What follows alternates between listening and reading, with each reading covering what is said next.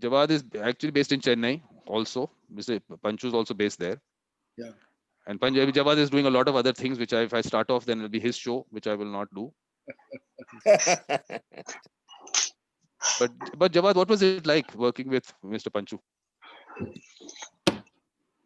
Okay. Now it's very difficult to sum it up in a few words. Okay. We have a lot of It's time. been We have a quite. lot of time. Don't worry about time at all. This is his. Okay, let me again tell you that he is not Yes. going to be. He's not going to be with us. Whoever else has come No, no. later, he will not be I here. changed. I changed my network, right?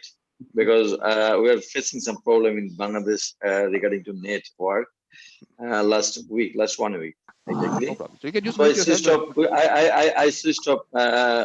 Wi-Fi to data, right? No, no. Now you'll have to mute yourself because now the discussion is on Mr. Panchu. Now your discussion will have after that on that Okay. on the bank.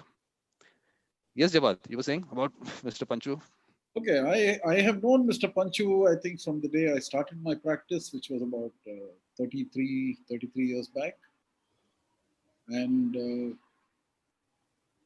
well, I don't want to sound like as if I'm a starstruck kid or something, but you can very well imagine my, what I feel towards him, because he's been sort of a trendsetter, or rather a pathbreaker, I would call him, a pioneer in so many things. He was one of the foremost in India to start the consumer movement.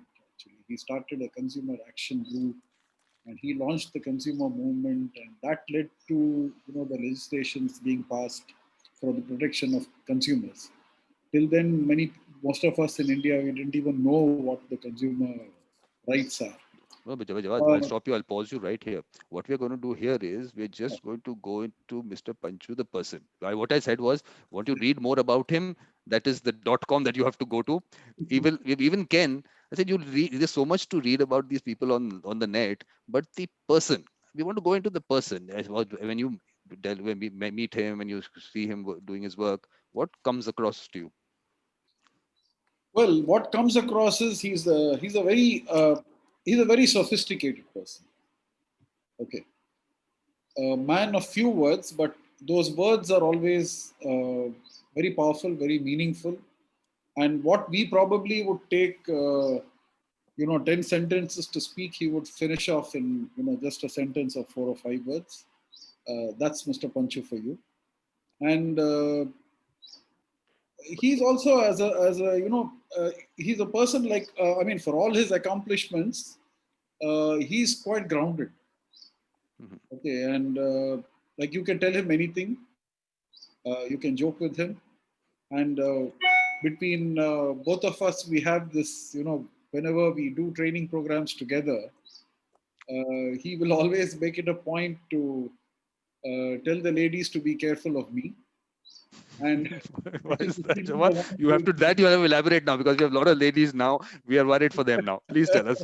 no, that's Mr. Panchu's Vikram way also of needs to have a thinking. one-on-one with Jawad for that. To get to know Jawad the I person. know, I know. This is like if one statement he makes like that. Now one discussion has gone to a different direction now. Yes, No, Jawad, this one we want to please, hear.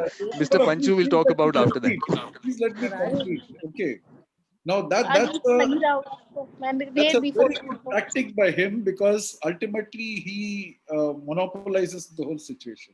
Okay, so he holds a virtual monopoly for all the attention, and I subtly click pictures of him, and then I show him, and then tell him that, look, this is the truth, and it's better you accept it. Though I'm trying to emulate you, but I'm falling short of what you can really achieve.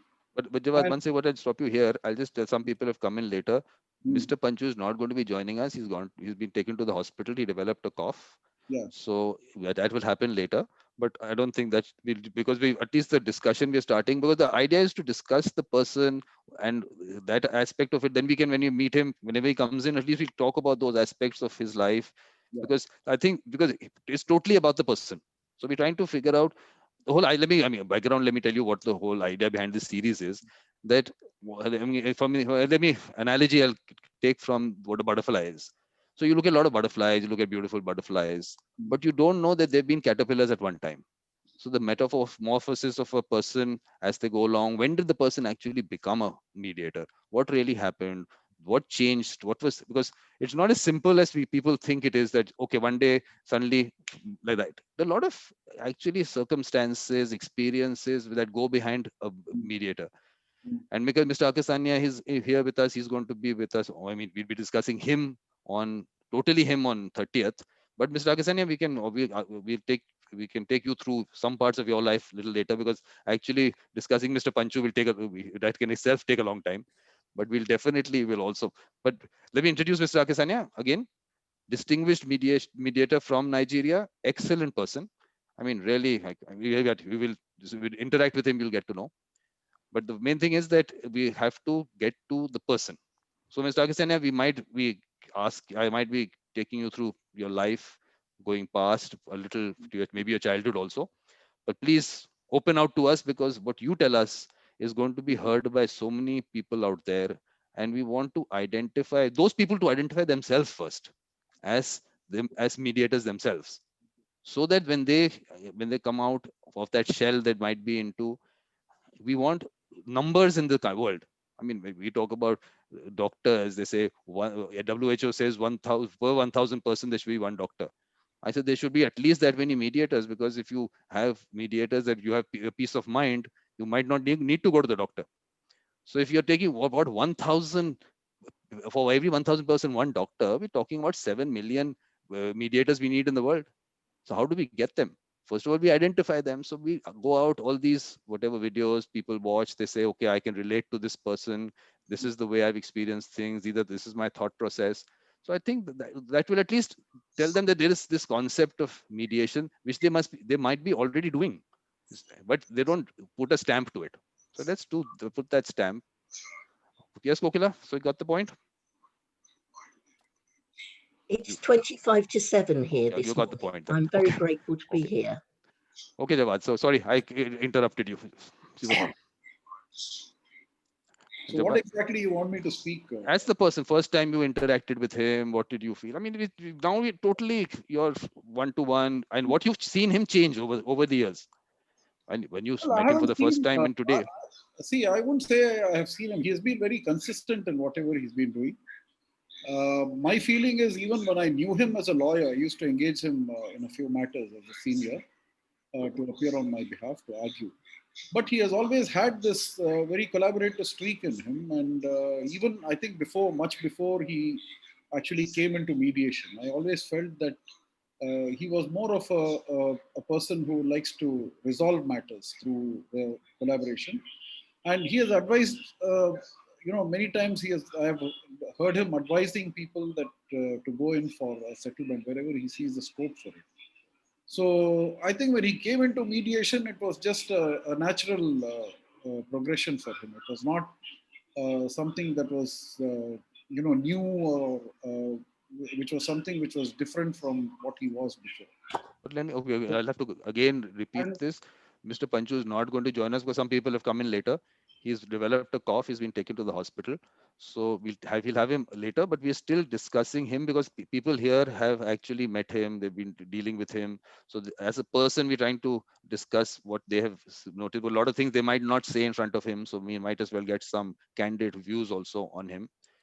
But I think Meghna's not here, but has dealt with him for quite some time. Meghna, are you there? Okay, Meghna's one.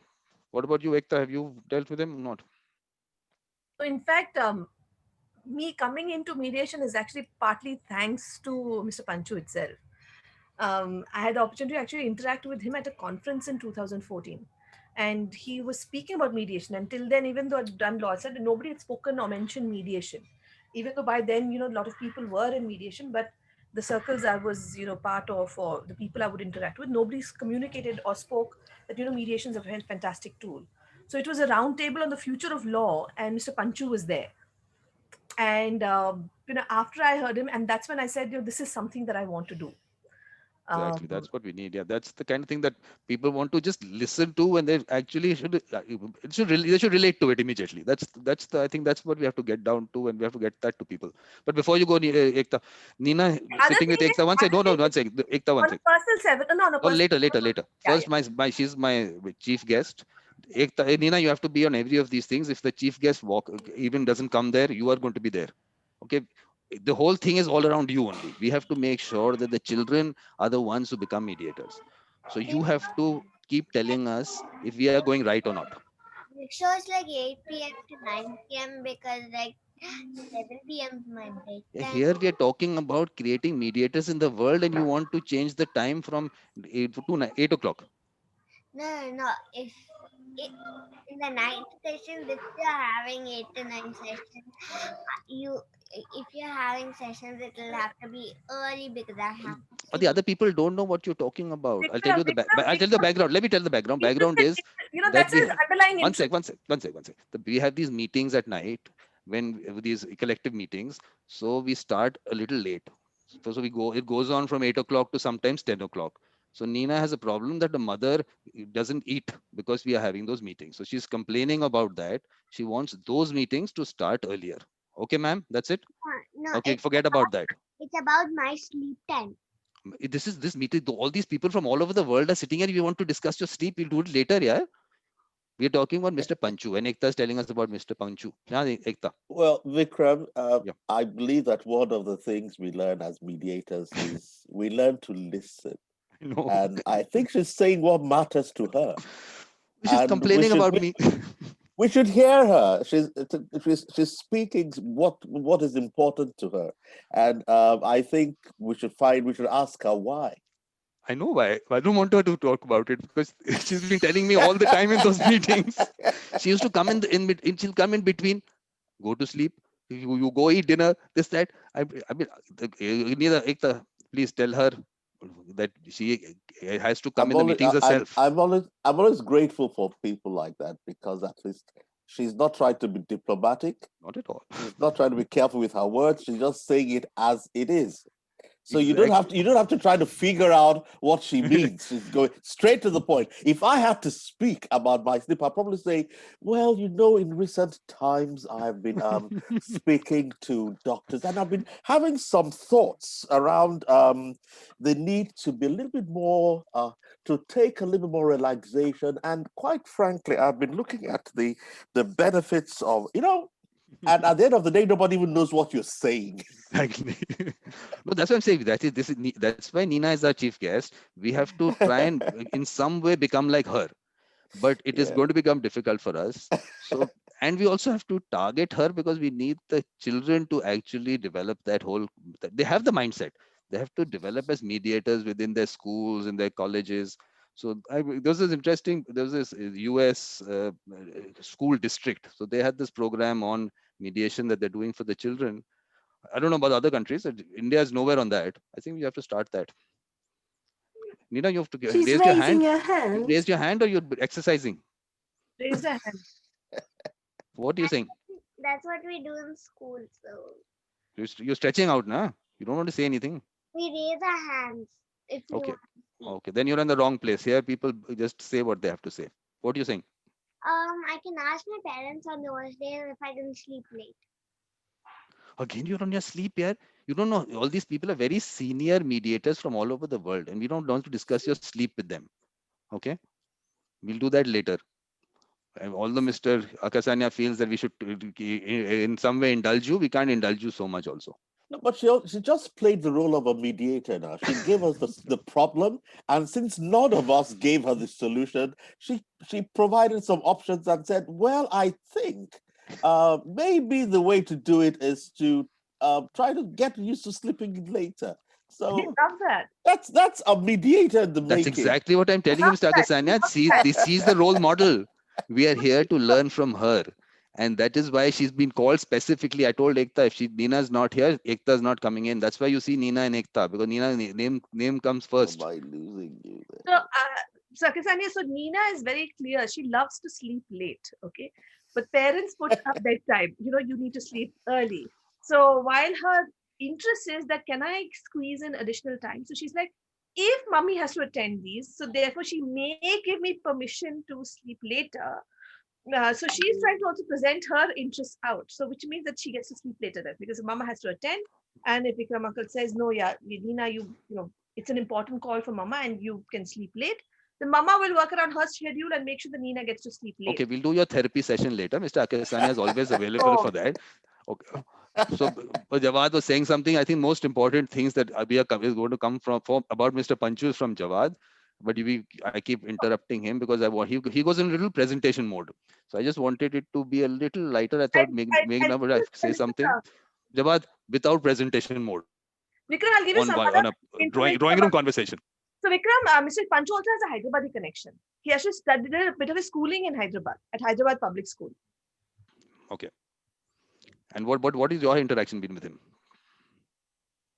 Mine's been very limited, no. So in terms of, but this is something a tidbit that I'd come across that he has a Hyderabadi connection and he studied, he did his schooling here, which is, and Hyderabad Public School is one of the very good schools in Hyderabad.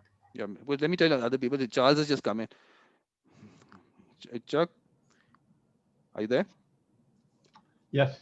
Basically, Mr. Panchu is not joining us because he has developed a cough and he's been taken to the hospital. So what we decided was that we'll discuss people who here who've actually interacted with him. So they'll just take us a little bit through their interactions. So up till now, all I've got is we've got Jawad here who's had a long interaction with him. So he'll obviously take us through a lot more. So and Ekta's here and Meghna is here. She's also had some interaction. So we're just discussing the person.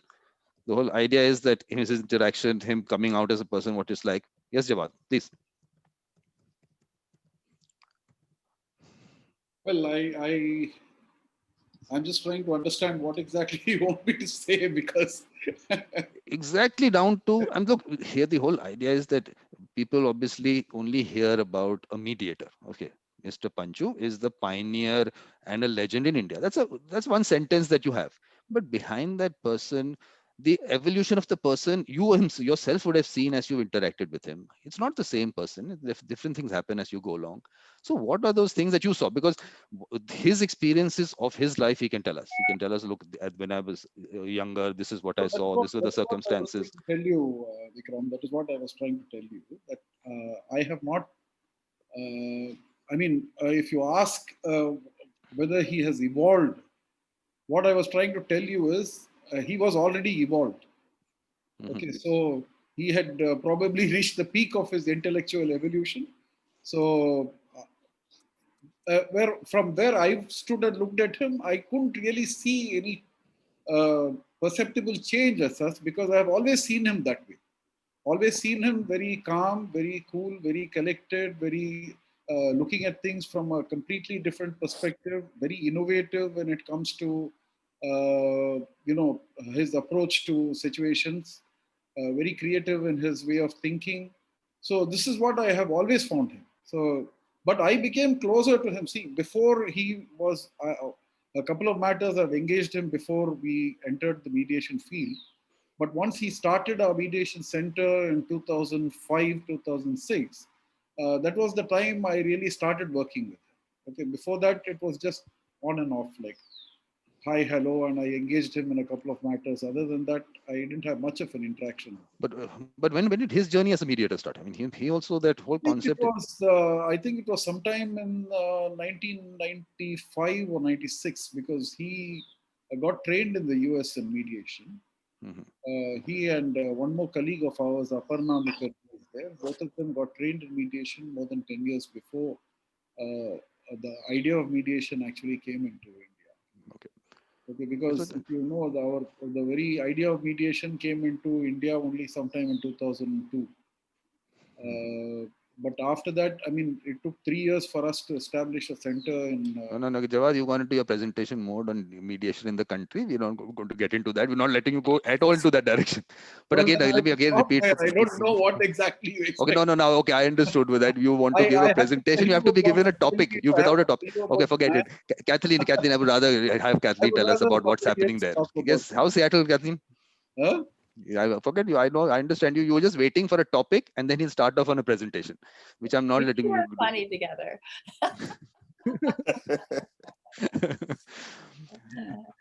So, Kathleen, what's happening? What is this? Well, I'm curious now. Where did he train in the United States? Was it Atlanta or Boston or where? So, that he'll have to tell us. Can I read out a paragraph from his book, actually, which actually talks about how he got introduced to mediation? Yes, ma'am. It Please. says Perfect. in 1991, thanks to an introduction by Dr. M.S. Swaminathan, I attended the Salzburg Seminar Session 291 on harmonizing environment and development. Lawrence Suskind and Christopher Moore, expert teachers, introduced me to the world of mediation. Okay. So, Okay. Well, Kathleen was saying something. She was asking something. Kathleen, what he was asking? Where he went? I'm wondering if he trained at a formal mediation center in the United States, and which one it may have been. You broke up there when you were speaking, so maybe I missed it. Jabad, do you have any idea? Yeah, what is it? Where was he trained? Did he have any formal training in mediation? Yeah, he had a formal training in mediation in the US, but I think he got trained by Lawrence Susskind. So I think then we'll have to basically wait for him to take us through his Lawrence life. Susskind was from MIT, and he was a well-known mediator. So he performed a lot of mediations. So okay. So what I think what we do right now, let's just go but through the more room. of There's the such nice. legal I type. think we'll wait for him to come whenever he comes next. And before that, I think we've got such interesting people here. Let's just take everyone through. I'll have to start with someone, but Mr. Akesania first, because of the fact that he's our special guest on the 30th.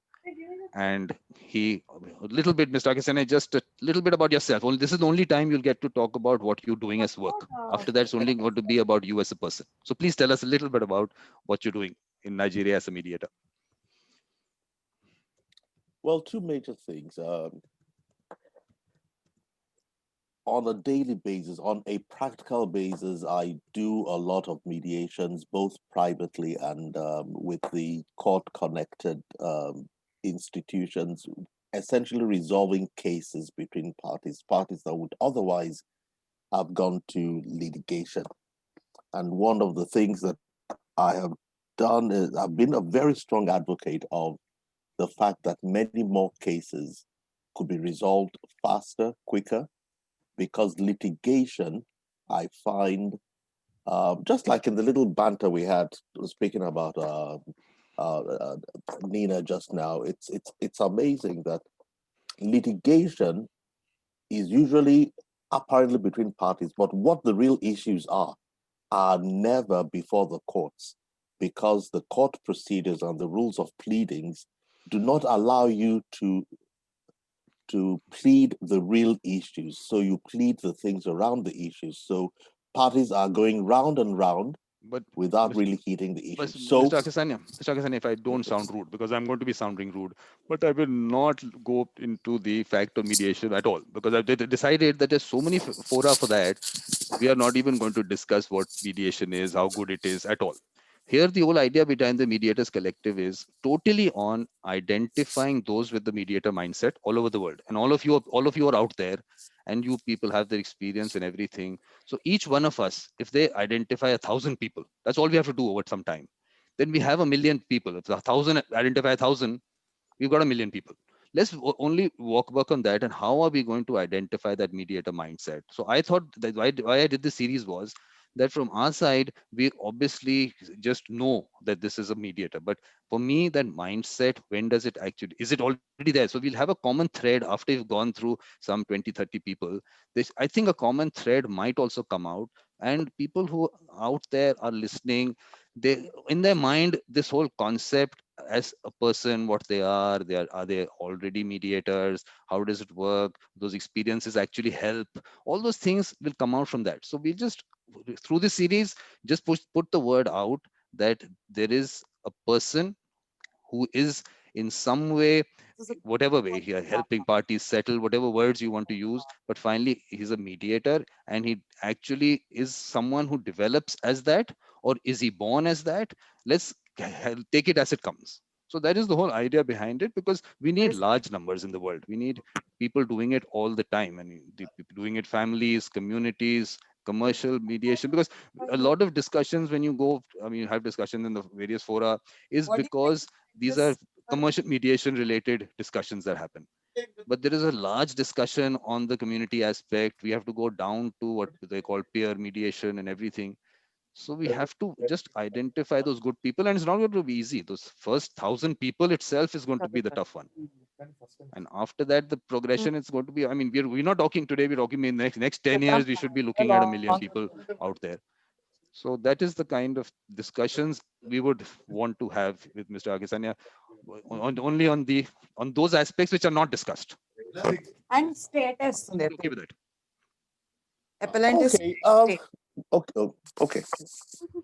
I hear you. I think now that I understand you better, if you want to look at it that way, put it in a nutshell. For me, mediation is not something you do. Mediation is something that you are. Mediation is not about settling matters only. Mediation is a mindset. In fact, one of the things that I'm working on, that I'm promoting a lot, is that mediation should be a culture and not just things that we do. So a mediator is not a mediator only because he settles issues. A mediator is a mediator because by nature, he either was born that way or he has acquired it. So mediation is a mindset. It's an approach to problems, and it affects everything you do, from dealing with children, dealings between husband and wife. My wife says she's glad I became a mediator, that it has enabled us to survive our 40 years plus of marriage. So thank you, mediators. Thank you for what you do. At least you've got a marriage approaching 41 years. That says us thanks to you. So if you're looking at mediation from that perspective, yes, I agree with that. And I always use the example of the energy industry, where 30 years ago, to have an effective H and safety and environmental policy was was icing on top of the cake. But now you cannot be a good oil and gas person without having a safety consciousness. It becomes a part of you. So wherever you go, wherever I am, I'm constantly telling people, don't stand with your back to the stairs. Don't do that. Don't sit that way. Put on your seatbelt and stuff like that. It's a part of you. So I believe in the same way that mediation should become a part of us. And more so, as mediators, we don't just promote the practice of mediation, but we actually should be promoting the culture of mediation. Well, main So thing is to that get these passionate people together. Well, let me tell you here, there's Andrea here. Andrea, if she'll unmute herself maybe. She's sitting in Brazil. Her time right now is 3:30 a.m. But the kind of passion that she has people sitting every corner of the world. Hi, Andrea. Hi, Andrea. Hi. Just tell them that in the middle of the night, you're there because of the passion that you have towards mediation. Although you don't understand everything that I say, I understand that there is a language issue. But where's your son? Why don't you call your son? Is he there? Yes, I agree with the ADM isto, yeah? Oui. The name of ADM. ADM, yeah, Mr. Akisanya, yes. Yes, I love to hear him, and I love to mediate, and I love to feel the feeling, the communicating with the people, hearing the words, helping to dialogue. It's too lovely to participate this way. I am advocate in Brazil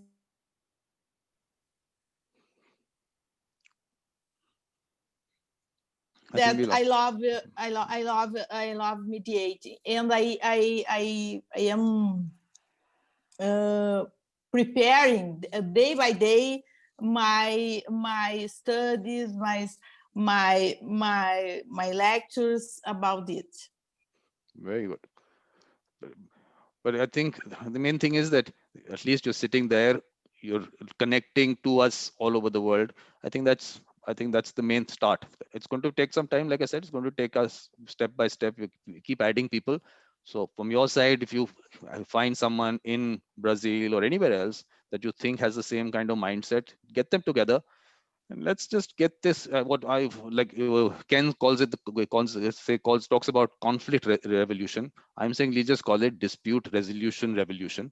And we are the foot soldiers for that maybe. But I think we'll just have to put things in place.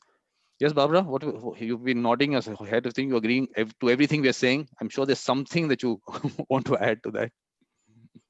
Hello, everybody. So my name is Barbara Livorey. I'm located in southern France. So I'm a recent mediator by profession, but I've always been a mediator by, as Mr. Akisanya was saying, by mindset. I grew up in a conflictual family, so I always tried to solve problems and to listen to everybody to try to find solutions. And then, so I'm not a lawyer at all. I've made my career in the protection of nature, but I've also witnessed a lot of conflicts between different stakeholders, and I've always naturally tried to help finding sustainable compromise and agreements, things like that. And so recently I say, well, it seems that it's as was said, a natural mindset. So I want to do more of that. And I really fully agree and support what has been said previously about mediator becoming or should be a culture, because peace should be a culture. And in France, it's well known that we have a culture of adversity, and we are trying to change that now. So there are quite a lot of mediators in France right now, but unfortunately, a lot of them don't speak English or don't feel comfortable with English language. So it may be difficult to bring them here, but I'll tell you, Barbara, what we need to do is actually, there's Isha here. She's not on the video right now. Isha, if you want to put your video on unmute, because her question to me was, she tells me, not a question, she tells me, one day I want to become a mediator. So the answer that I gave to her is, why do you think you're not a mediator right now? If you have the mediator mindset, you're a mediator. So I don't know whether that resonated with her or not. What do you say, Isha? Yes, I do agree with that. The government has not said that on video conferencing also you have to wear the mask. So I'm out actually. I know, I understand this. Yes, it's okay. So what do you think? You think that you need to become a mediator, or are you a mediator? Or how are you looking at it? I think there is a certain skill set that is needed that I need to develop. So basically, as we go along, you can then tell us later, once you're not traveling somewhere, then how you think that aspect of your concept has changed. That you don't have to become a mediator in the sense one day, it can happen any day at any time. Andréa is in Croatia. Andréa, want to tell us a little bit about your experience in Croatia? I entered this mediation world last year when I finished the education for a mediator. But previously I was working in totally different segment in judiciary as a judge. And I wasn't so satisfied because I always thought something was missing. And it was really this human approach, because legal world is really very strict, and it defines everything very strictly. Without these, what Mr. before said about this legal norms, articles, and so it's something that we cannot approach it with this mediation approach. And this mediation education was a completely other world for me. I always tried to find some peaceful solution in the first place, and then just when nothing cannot help anymore, then start with something. Then I think that a legal field is something that is necessary. But I think that mediation is something that we cannot skip. And in this legal world, mediation is factually skipped. No, I think the important thing is what you said, the way that from at one point of time you just said this is for you. So these are the experiences that you have, that when they go out and people listen to it and then they actually ask themselves, look, this is exactly what I've been thinking. So why am I not doing something in this area? And that is the kind of discussion, the communication that we need to send out. And all of you have to do it. I'm just doing my little bit in one corner of the world, but you're sitting there, I mean, and just to have conversations. I mean, I think the most important thing is to be out there just discussing it with people, because I'm telling you, you can talk to a lot of people. You might think that yes, they know what mediation is. They don't. On an everyday basis, I face that. Yesterday I was playing golf with some people. Everyone whom I meet, I ask them, and the person tells me, oh, okay, yeah, the one that where they decide for the other, you have a private person deciding for the parties. That's the kind of communication that they have. So they're confusing arbitration, mediation, everything is all confused in the world. And this in our world, I can't say about, I don't know. Kathleen, how is it in the US? You have a mature market there. How are things there in terms of It's awareness?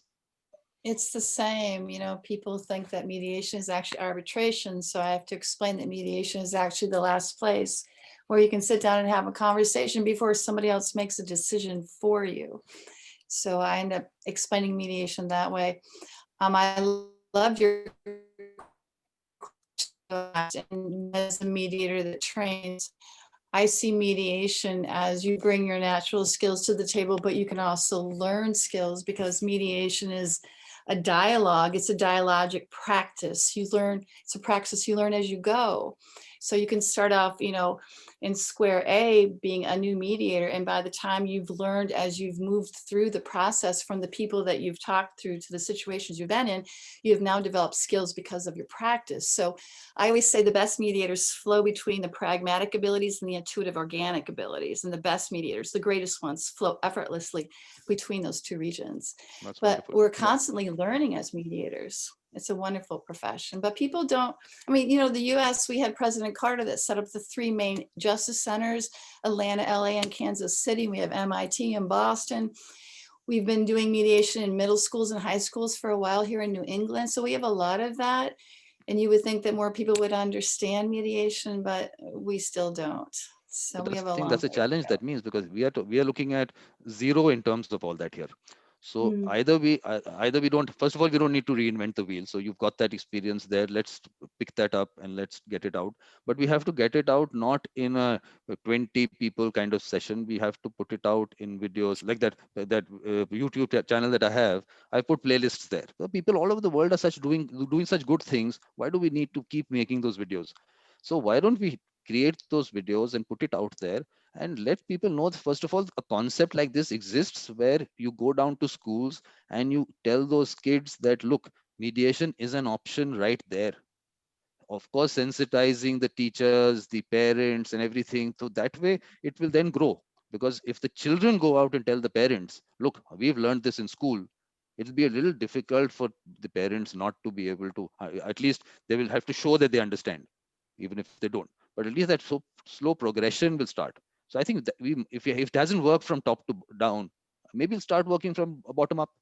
Because if 40 years in the US, we keep saying 40 years in the US, you've got mediation and the whole culture and everything. But if still there is so much to happen there, imagine that's what 300 million, 350 million people. Here we're talking 1.3 billion in India, 300 million, I think, in Africa. So we have to reach out to so many people. So I think we have to find that platforms to do it, and each one of us has to go out. Look, what I'm trying to do, I think there, I mean, I'll also keep changing, adding new things, but what I'm trying to do, I think we can at least start doing that. Put out your YouTube channels if you want. You can tell people to come to mine if you want. Have that. I have that open house that I do. You can come on that day, anyone without registration. Just click on that link and just come there. Whatever apprehensions you have, you want clarifications, anything you want to, just come and talk. I think the thing is, people are not talking, and they don't have any space to go out and talk about it, because who's the person who's going to educate you? I don't even know whom they go to. A lawyer? I don't know how much they would educate them. Mr. Akesanya was saying something. Yes, Vikram, I was going to say this, that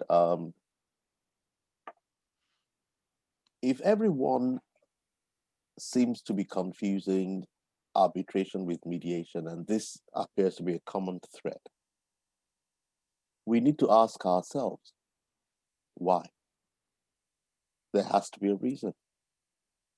It can't just be that they are not educated. It can't just be that they are ignorant.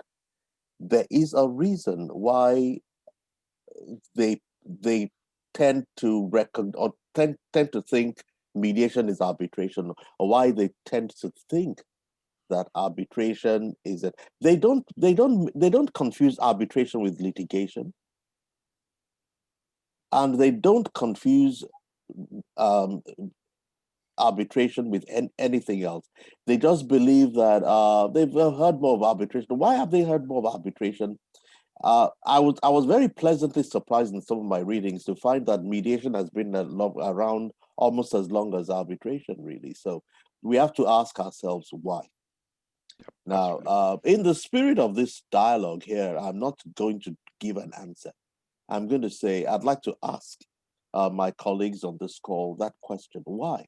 I mean, we've all said it. 3 people have spoken, and it is very clear. It's our own experience here as well. You say to people, mediation, oh yes, I know. Even arbitration? And it's like, okay, fine. So the question we have to ask ourselves as mediators, because it's important to us, why? Yeah, Barbara has Why something do to you say. think people are more familiar with arbitration than with mediation? Mediation is not new. It's not strange. It's going on all over all the time. Many more people are involved in mediation now than they have been before. How come? Are they not spreading the word? What is the reason why arbitration is in the consciousness of the people? Like I said, I don't want to propose my answer yet. I do have some thoughts. But I think, Vikram, with your permission, maybe we ought to just ask ourselves, introspective, let's think about it. And I think Why? what you put out is actually the important question. I think that's where we start from. Let's start from that. Let's each of us, maybe from our side, try and answer it where whatever we can. But then let's get this question out to the world. Let people come out, because when you ask that question, the answers that we get, that is what might give us the right direction, or where we've gone wrong. We'll get to know. Barbara had something to say on this. Barbara, please. Yes, trying to make sure. Thanks for a very interesting question. I think, well, I would like to put 2 possible answers. There are not only 2, but what comes in my mind is the following. First, it's a relationship to authority. Authority is when we decide that one person, we give some power to a person. And second, I think it's because sometimes it's easier. You give to someone the right to decide for you. And then if you're not happy or whatever, it's you can blame this person. You can blame that person, yes. Exactly. Rather than take the responsibility and I full totally agree with you, ownership Barbara. of your own needs and own demand. So, I don't want to hear about that. Please decide. I'm not happy, but it's your responsibility. So it's a culture of disaster. But anyway. I totally share that, Barbara. I totally share that. Because, I mean, but sometimes, yeah. The thing, what you're highlighting, it's making us laugh, but that's the truth. There's always the need for us, as much as possible, to abdicate responsibility and to let someone else take the responsibility for us. And that's why there's a natural inclination. That's one of the reasons why there's a natural inclination toward arbitration a little bit more than mediation. Not that they don't know mediation, but there's something in the mind that blocks it out. I let someone else do it. And especially on a lighter note, and you can blame that person when it goes wrong. And what is very interesting is that many people come to see a mediator thinking that it's going to be an arbitration. Please save me. Please provide me with the solution. And as a mediator, what is very funny is when you say, well, dear sir or dear lady, I'm not going to solve your problem. I'm going to help you solve your problem. And you say, oh, wow. That's news to me. A little bit confused. So you have to hold the reins there and say, I'm not going to let you down, but I'm going to help you find your own solutions. All right. I've never done it before. So that's very cute. Well, Linda has a hands up and not a hands up. It's a hand up. We're not arresting you, Linda. Okay. Hello, everyone. I apologize that I have my picture up and not the real me, but I didn't get this message until late, and I'm in my bed. So, for the sake of all of us, you're seeing my photo. But I like this question very much, and it brings to mind a mediation that I did quite a long time ago, and it was with a union environment, and the union rep pulled me aside afterwards, and he said, I've never had anyone in my observations of mediations be as neutral as you were. And I think that one of the and this is not about me, but it's about to the point, truly. And what I thought then is maybe the reason that people think that mediation is arbitration is that some of us are using, are telling our clients or our participants more than we need to. We're not relying on them to be the experts of their experience. We're not relying on them to be able to disclose to the other parties. We're not using the inquiries that we could to help them to understand themselves and then voice that understanding to the other. And so I suspect that at least in that one case, the reason that people might have come to mediation and mistaken it for arbitration is that sometimes mediators may not act in that impartial manner and may disclose or guide the participants in a way that takes away from their ability to come to their own answers. So that's a very interesting thing that you said, actually, because this is the aspect of the process which a lot of people won't even know what happens inside, and then that whole thing will never be discussed by the parties because they think this is the way it is done. So that whole communication maybe goes out. But Linda is sitting in Canada, which she did not tell us, and I don't know what time it is there. Linda, what is the time there?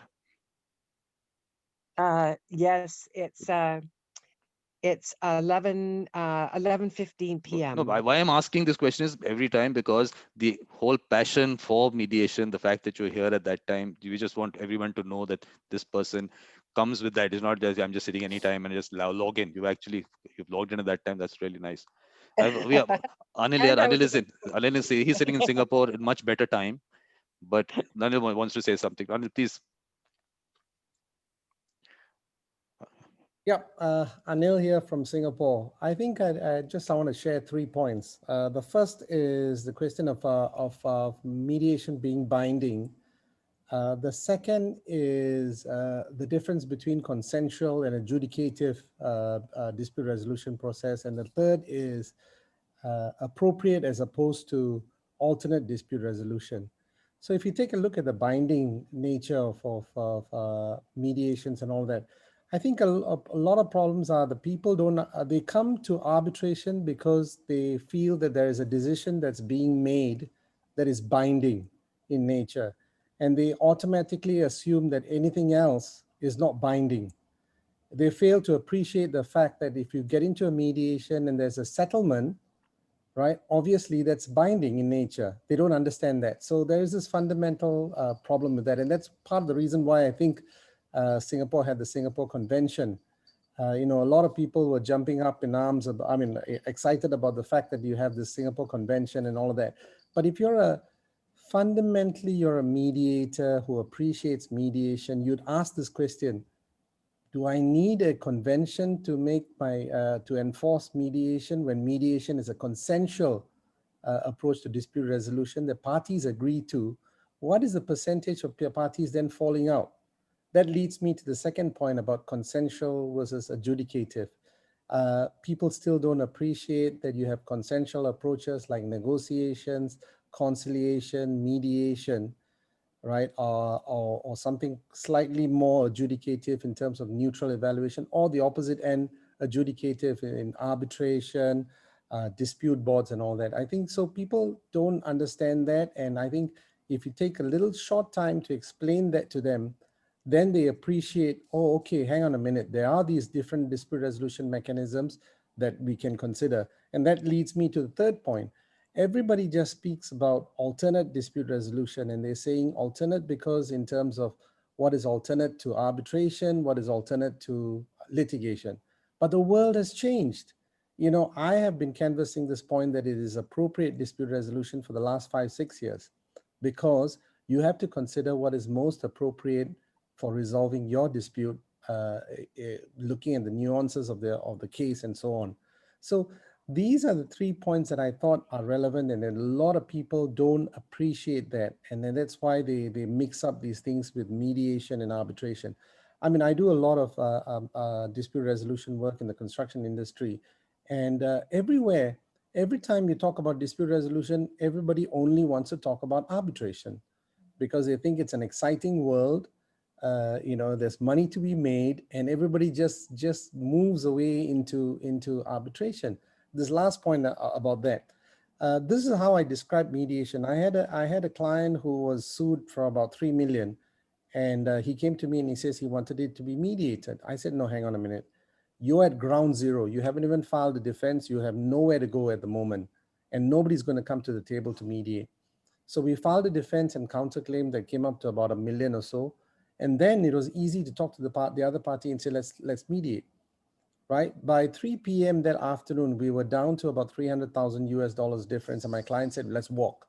I pulled him aside and said, do me a favor, make an offer, right? Then he says, how about your legal fees? I said, my legal fees is very simple. If we don't settle today, 8 months down the road, I'll be billing you $200,000 for preparing for the trial. The only happy man is going to be me. So do me a favor, make an offer. He made an offer of, you won't believe this, from 300,000, from 2 million difference down to 300,000. He made an offer of 80,000 and the parties settled at 80,000. And Wow. when we signed off the agreement, my client came to me and said, I still don't understand you. You just lost 200,000 worth of fees, potential fees. I said, very simple. You'd go off and tell 4 of your friends what I did. 1 or 2 of them may come to me in a period of 2 months or so. I would have billed them maybe 20,000, 30,000.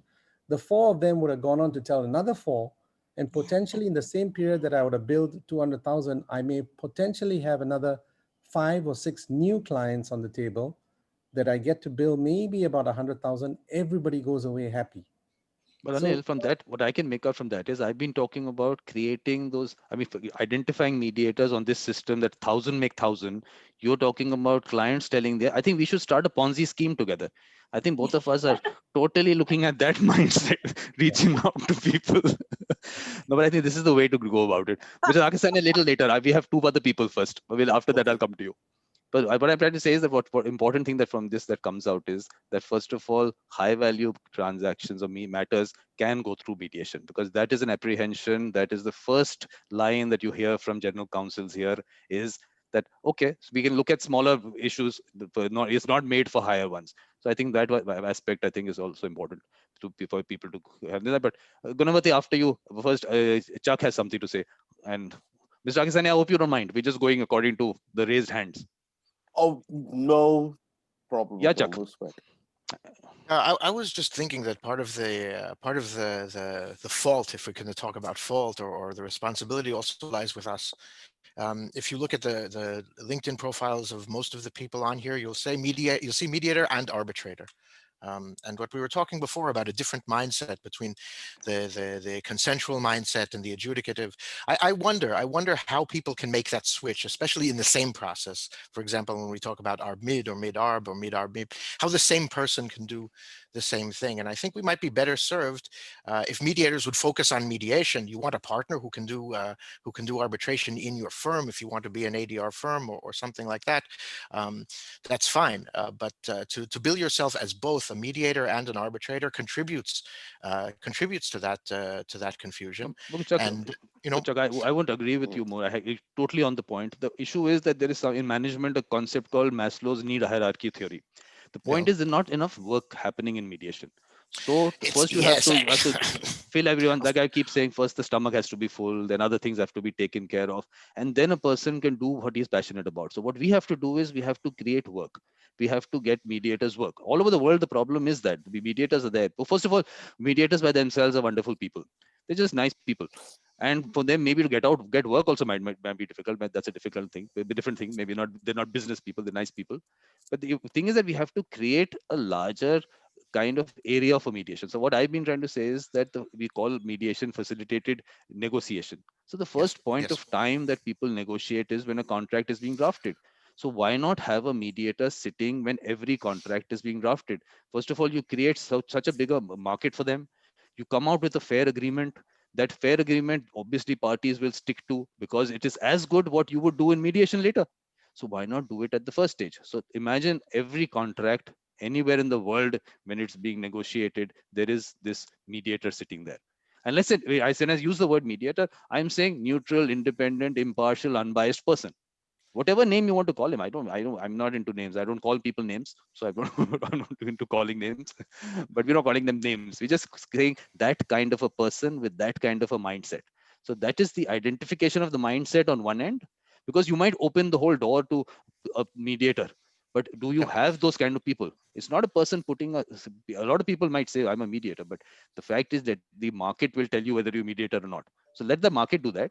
The more important thing is to be out there and creating opportunities, because there's so many areas in the community as area. There's so much happening in those projects and everything. So I'm saying, first of all, in projects in general, every kind of project, there should be one mediator there, so that the project doesn't get delayed. This infrastructure project, there's so much money at stake. It is something which is going to be beneficial to a whole community, but you delay the project, is something which goes against everyone. So why not have one mediator for every project, one mediator for every contract? You have enough work there. On the other end, start identifying these people. I think we'll get a good match there. Chuck, yeah, you're saying something? Sorry, Can I yeah, get Gunnar? I Yeah, just please. wanted to respond to one point you made there about Please. Putting in interest-based negotiation at the negotiation stage and not at the and not necessarily at the conflict resolution stage. I definitely agree with that. I recommend that there's a book by a lawyer named Linda Alvarez, Discovering Agreement, that speaks precisely to the point. How do we, when we're negotiating the contract, already put in these principles with a mediator mindset? Cannot recommend this book more. It's a fantastic book. I just read it about a month ago, and it really speaks precisely to that point. It's called But Discovering check, Agreement. but you've done this time. You're not going to do it again. You're not going to mention books, because I'm going to sound like a total illiterate because I don't read books. So you will just tell us there is something like that, but don't push this in. Now you're rubbing it in. Not, of course, these new things will keep coming up. But I think we'll stick to concepts, and books will follow with that. We'll find something or the other somewhere on that. But Gunavati was saying something. Hi, everyone. Sorry, I don't have my video on because there's something wrong with my video.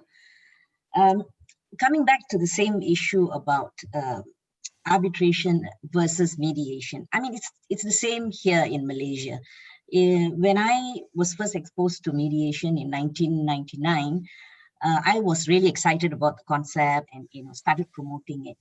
But after doing it for so many years, and yet find that people in Malaysia are still confused about arbitration and mediation. I suppose it's all over the world. And here it is because I think culturally as well, I don't know whether the others would agree with me. I think culture plays a big part in how society want someone to decide for them, someone to make a decision for them. I don't know whether the Asian culture is different from the Western culture, but I think generally Asians, I think they like people to decide for them. So in Malaysia, I think that has been one of the stumbling blocks. And another major stumbling block in people not being exposed to mediation as opposed to arbitration is because I think arbitration is more structured. Because it's more structured, there is a center, there have been centers, arbitration centers in the country, which actually promotes arbitration and not mediation. So even though the Malaysian Mediation Center was set up and we tried to promote it as much as we could, it wasn't really very successful. Simply because, again, people did not appreciate the difference between arbitration and mediation. And the second point which I raised was about culture and Malaysians wanting culturally, always for someone to decide on their behalf. So when you say that, oh, I'm a mediator and I'm not going to make any decisions for you, but I'm just going to assist you, they look confused and they simply cannot understand that concept of you being there, assisting them and facilitating the negotiation, but not making a decision for them. So I think that has to be driven across. And the other point is, I would like to refer to what Anil said, that from Singapore, our neighboring country. I think in Malaysia, the problem is not many lawyers think like Anil. Of course, I share the same view as Anil, and I always promote mediation wherever I go, like Vikram on the golf course. I mean, whoever I speak to, I always promote mediation, talk about mediation. Being a lawyer myself, being a litigation lawyer myself, I find it very difficult to impress upon my colleagues that mediation is the way forward. Unfortunately, they feel that, no, how are we going to make money? As I said, Anil, not many people think like you or I, and it is very difficult because they would never, I would think out of 10 lawyers, 8 lawyers would not have done what Anil did and advised the client to settle and accept the 80,000 Sing dollars or US dollars, as opposed to making 20,000 US dollars as fees. I think that's exactly, Ganapati, this whole idea of getting people together. You'll be very surprised that most of the people, if not all, would have share the same kind of sentiment. They would be those kind of people. That's the whole idea of putting I haven't called everyone here. Only out of this, I'm not saying I know everyone. So I will also do the defining process. As I go along, I find that the person is not that sort. That person will not be part of the collective. I would not. I'm trying to create people. When you said like Anil, that's what we have to get to. That's exactly the mindset that we're looking for. That help settle. Don't look at your benefit. You're looking at all points of time at the benefit of the parties. And in financial aspect also, if you can say that I will take a hit on fees just because you should settle, that's the ideal mindset you need. So we have the person here. We have to just get there. So Anil is going to be with us on one of the episodes, and we are going to go, how did he reach that mindset? This is exactly what this whole series is all about. But before that, Gunavati, before that, let me give a background. You could have all understood from all this that she likes to give a lecture. My exposure to her was in that sense, they called me for some mediation competition. So she was supposed to brief us. And I'm sitting there, I'm being given a lecture. And I said, oh, this was like going back to college. She's like giving a lecture to like, that's how it happened. One more point, Vikram, I just like to make this point. You see, in Malaysia, how we were trying to promote mediation was, we lawyers, the mediation center, we found that lawyers were not, promoting mediation. So we said, why not draft a mediation clause, a standard mediation clause for lawyers, and ask them, why don't you try including this dispute resolution clause in all your contracts? And we had such a bad response to that. But I think slowly it has picked up. And I always encourage my friends who I meet in court and other lawyers to include dispute resolution clauses in their contracts. So two-prong clause, firstly, maybe mediation, negotiation, and then mediation, or mediation. And if mediation fails, they always want to include arbitration. Or I think actually, Gunavati, all that you can keep doing, and which has already been happening. I think the best ambassadors are people like Anil. When the word spreads in this manner, everyone will put the clause. Even if without the clause, they'll go in for it. So I think this is we've understood, Mr. Akisanya. This is the way we have to go forward. We have to bring out people like you who are out there trying to do a good thing for the parties. I think we have to just bring those people to the front, that such people exist. And then from there, people like that can come in. Other people can start looking at mediation more positively. And I think the whole chunk of matters will come in, work will come in, so more mediators will come in. I think it'll be a cycle which we just have to keep taking forward. But before that, I think Emily is here. She's been doing some work in trying to promote mediation. She has this every Wednesday. She has this little talk that she gets someone or the other. Emily, you want to unmute yourself? But she has some children to take care of. So whether she is in the position to speak around. Yeah, Emily. Thank you, Vikram. I don't know if you hear me. Yeah, Yes, we can hear indeed, you. I have my daughter right next to me who's playing. Yes, promoting mediation is very difficult, at least when it comes to Europe as well, excluding England, who has a special situation, I guess. So what I do is, thank you for giving me the possibility to share this with you, Vikram, is that every 2 weeks I have a midweek talk with people who are involved either as an institution, in-house counsel, or lawyer in mediations or mediators who share their experience on a specific topic. And when it comes, for example, to the one next week on ISDS mediation, we are lucky to have even over 100 registrations by now. So it seems that at least when it comes to certain parts of mediation, there is some change in thinking. No, but Emily, I've done my best. Look on that web page, mediatorvikram.com. I've put the details out. Said at least, look, I'm doing my little bit out there in the world. Like I've been just telling everyone before you came in that everyone just has to do that little bit, and then that whole universe will just come together. It's all there. We just have to just be able to put things together. I think you're doing a great job just getting someone, just that conversation, just the fact that you're having that conversation, whatever it might be half an hour, and you don't answer my questions in it. That's a different thing, but still, it's a good thing that you're doing. Thank you very much. That is very kind of you, Vikram, and I think we are on the same page with this, looking at what you are doing. No, that's It's what I going was to saying. progress eventually. Yeah. No, like I said, 1,000 people. I mean, we reach 1,000 people. Each of us gets 1,000 people involved. That million comes in. That million people come in. And I think that we can easily do that. I mean, not immediately, but I think it can happen. But I would rather have I'd like Lisa to just tell us about the work she's doing. She's doing some interesting work. Please, Lisa, because the restorative justice aspect is not something which is developed here at all. I don't know how many countries are doing work there. So it's something on that. And of course, there are other thing about art and mediation. That aspect was very interesting, but they can watch that in the other episode with Ken. After that, they can have a look at that. But the other restorative justice, I thought, was an area which needed some work.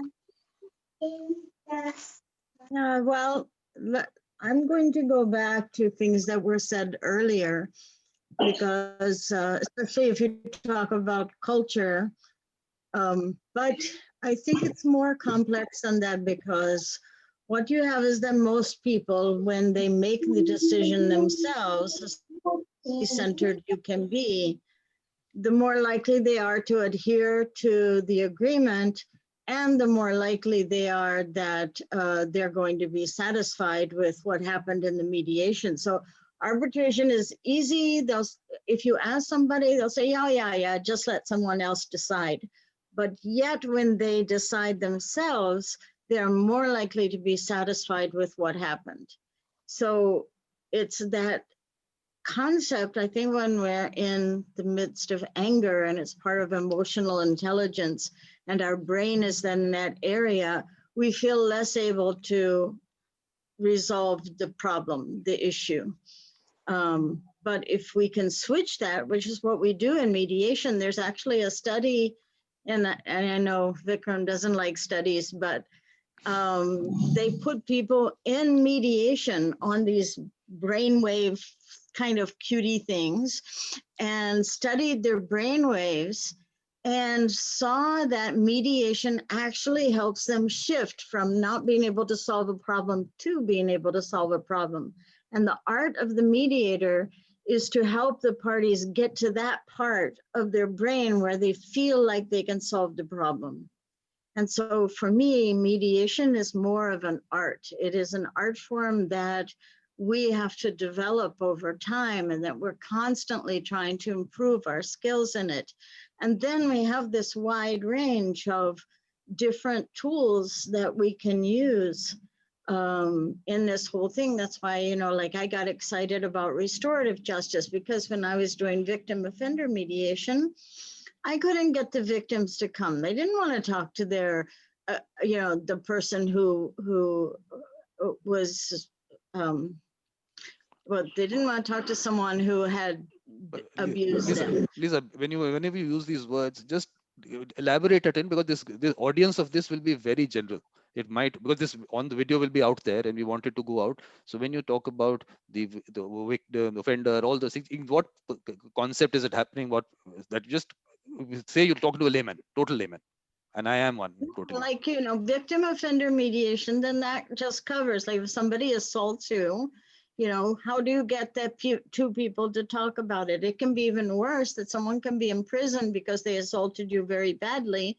But if you can have the two people come together at that level, you can get, because a lot of victims are feeling like, why did they choose me? Why, you know, did I have that? But at the same time, they don't feel confident to be able to talk to someone who abused them. So the question is, how do then you make it safe for a victim to be able to talk to the offender? Because then you can answer those questions. So like, if I went into a prison, I would probably do work with the victim and I would work with the offender for many months before they'd be ready to have the conversation. But if it's a victim offender that's just a simple assault, or someone yelled at you, or somebody did some criminal damaging on your property because they were mad, that's a little bit easier. I can get them in to talk, but it's a matter of... Lisa, what we'll do is on these specifics, on this specific area, how it has to go forward, we'll take that as it comes. So rather today what we're doing is laying the basic general kind of foundation, like Mr. Akesania's question. I think that question, we are every time that we say something, we should look at that. Are we answering that question or not? So let's start getting that question out, and then everything else as to what all is happening in the world of mediation, what areas that you can explore. That conversation also should happen simultaneously. But I think we have to, right now we're at that basic level as to going back to that, because who wants to, because if I wanted to get a victim in to talk, they don't want to talk. If somebody's in conflict, we don't want to address the conflict, especially that's their conflict style. So, but so getting someone to just want to sit down and talk. So if you say arbitration, that sounds safer to me because I don't have to talk to the other person. I just talk to the arbitrator. If you say, oh, come in and have a conversation with the other person, it doesn't feel safe to me. It doesn't feel like, and that is one of the barriers that we have as mediators, because we know it works.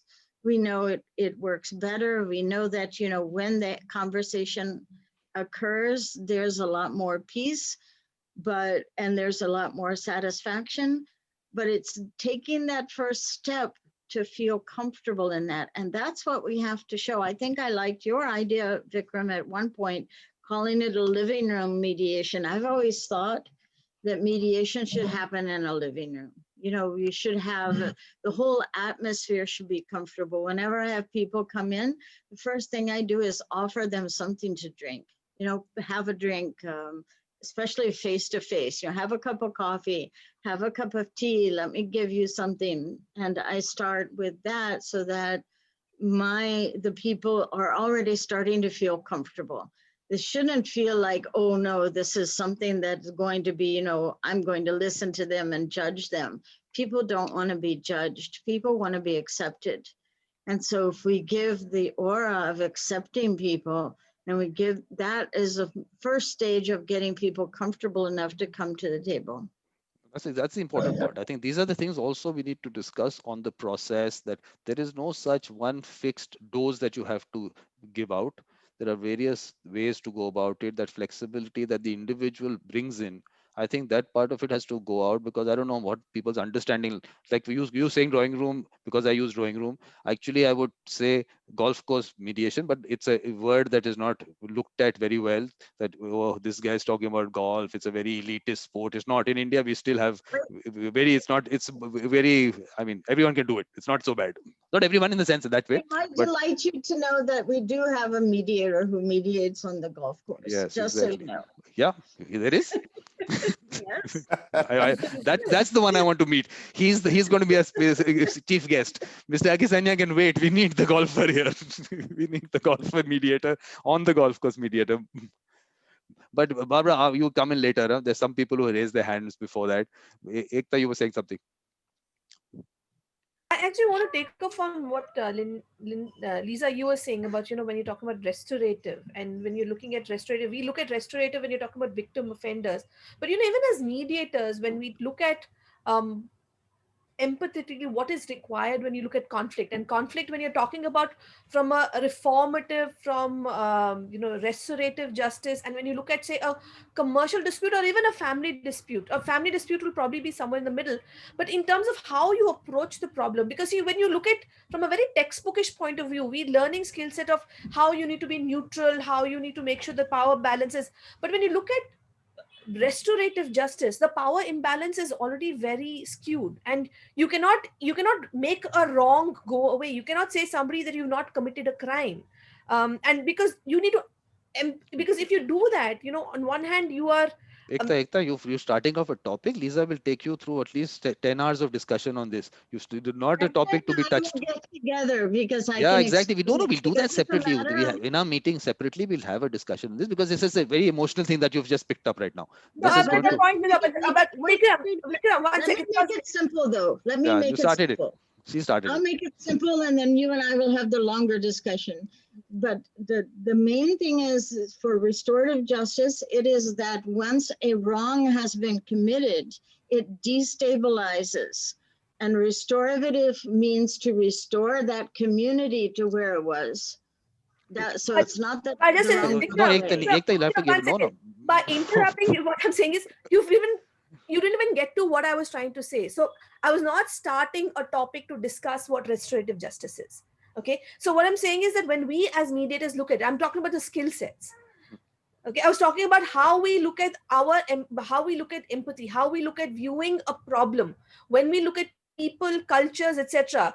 Even as mediators, depending on where we are, what the kind of problem is, we cannot put everything into a specific box and say this is how we look at it. Like, Gunavati was talking about earlier the fact that, culturally, and this is not the first time I've heard it, I've heard other people also speak simply that for mediators, sometimes the problem in mediation is because culturally people are very difficult. They don't want to be responsible for taking decisions on certain matters.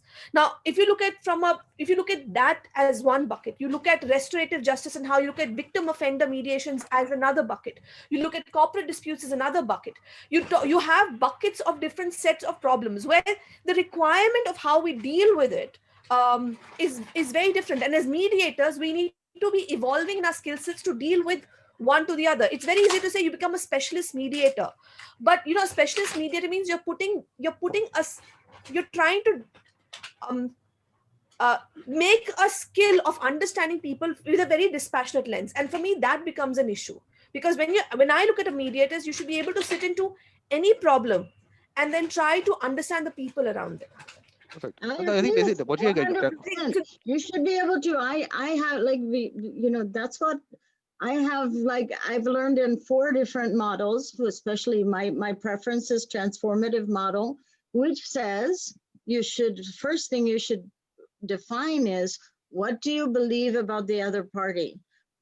Because if you don't know what you believe about the other party, that's going to drive how you behave. It's going to drive Lisa, how you respond. Lisa, why I'll cut you off here is because what happens is like the creative people, like an artist. Now, an artist is a creative person by himself. You can't tell him anything about what brush stroke to use and what paint you use and how you do it. You can't. So mediators also are that way creative people. So I think everyone has to evolve on his own style, and we won't even get into that area. That's the way you go about it. That's your I'm not creativity. disagreeing with that at all. No, we do It's that. But not here, about that. It's the about peacemaker is here. comment, Mr. Vikram? Akasania is the peacemaker. Mr. Akasania, please. You. Can I comment? No, you were only coming in because you raised your hand earlier. No, Yes, I'm yes. just one second. I'd like. First of all, I want to say this that I totally agree with Lisa, and there's one thing I want to say about mediation, which is what at the beginning I talked about mediation as a culture, and a lot of what we're getting here is because mediators are treating mediation too much like a profession, as a bunch of skill sets. But unlike litigation, unlike most other things, mediation is something that has to involve your person. It has to be you. So there's one thing I'm going to say which might be controversial. You cannot be a mediator unless you're ready to love. People don't like to hear the word love, especially because in modern terms, once you speak love, you're thinking sex or romance. But love is something which has to be present. Now, in the world of human resources, people are beginning to find that there's a value to what is called love leadership. And I believe that in mediation, we must begin to think love. To do the kind of work that Lisa does, you cannot do it. I dare say this, without a sense of love. Now, when you talk of mediation being confused for arbitration, I think part of it also is because a reputation is not growing out of it. If more mediators actually practice mediation with a lot of total immersion, you cannot do mediation passively. You cannot do it in a detached manner. You have to be immersed without being compromised. The reputation grows. I agree with you that we need to keep getting the message out, but I think we need to keep encouraging more mediators to do mediation so that people go out and see what has happened and they know that, oh, this was mediation.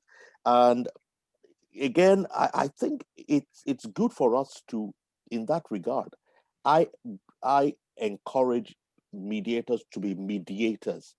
Don't be mediators and arbitrators. Don't be mediators and litigation lawyers, because in a way, subconsciously, you tend to bring elements of one into the other. And that is where the confusion comes in. And lastly, I'd like to say this in terms of making money as a mediator. I think, again, back to this same idea of thinking of it as a culture, a mindset. I always tell people here that to everything you do, whether litigation, whether the practice of medicine, whether the practice of whatever it is, there's something which is referred to as a value chain. It is it's in so much as you recognize the value chain that you can exploit it. It is the exploitation skillfully of your value chain that provides money. Unfortunately, many people who come into mediation were litigation lawyers, so they bring a litigation value chain in their minds into the mediation practice. And that creates a problem for them. You have to discard the litigation mindset. What Anil was talking about here was recognizing the conflict in himself between the litigation value chain and the mediation value chain. There is a value chain in mediation. We must identify it. And when you identify that mediation value chain, you can efficiently exploit it. And that's what brings the income. It will bring income. It will encourage your practice, but you have to understand that value chain. Finally, I'd like to say this. Let's not get away from the natural human tendency to conveniently prefer someone else to take responsibility for our action. It's not me. It's the way I was brought up. My mom left me when I was young. My dad never cared for me. That's why I have become who I am. I remembered some time ago, I spoke to a group of young people, and the topic of my talk to them was, so what? That was the topic. So what? And we went through a whole day just saying, well, this happened to me. My father is poor, my son, and then at each time I ended the slide with, so what? Because it's also convenient for all to sit down and to let someone else take responsibility. Now, that happens a lot. In litigation, your lawyer is in court. You don't even get to say anything. It's between your lawyer and the judge. So it's so convenient. Just sit down, fold your arms. My lawyer is doing the work. The judge gives the judgment. In arbitration, to a large extent, it's that. Now you come to mediation and someone says, oh, no. Come out of your comfort zone. You come in here now and you be part of it. And they don't like that. But if we do it efficiently and it's becoming successful and we can get the word out, I think one important thing, we may not always be able to talk about the facts of mediation, but we should be able to speak about the mediation success stories. Because you see, again, Lisa, not meaning to patronize you, but when someone has been a victim, what is the first thing he's looking for? He wants to be vindicated. He wants someone to avenge.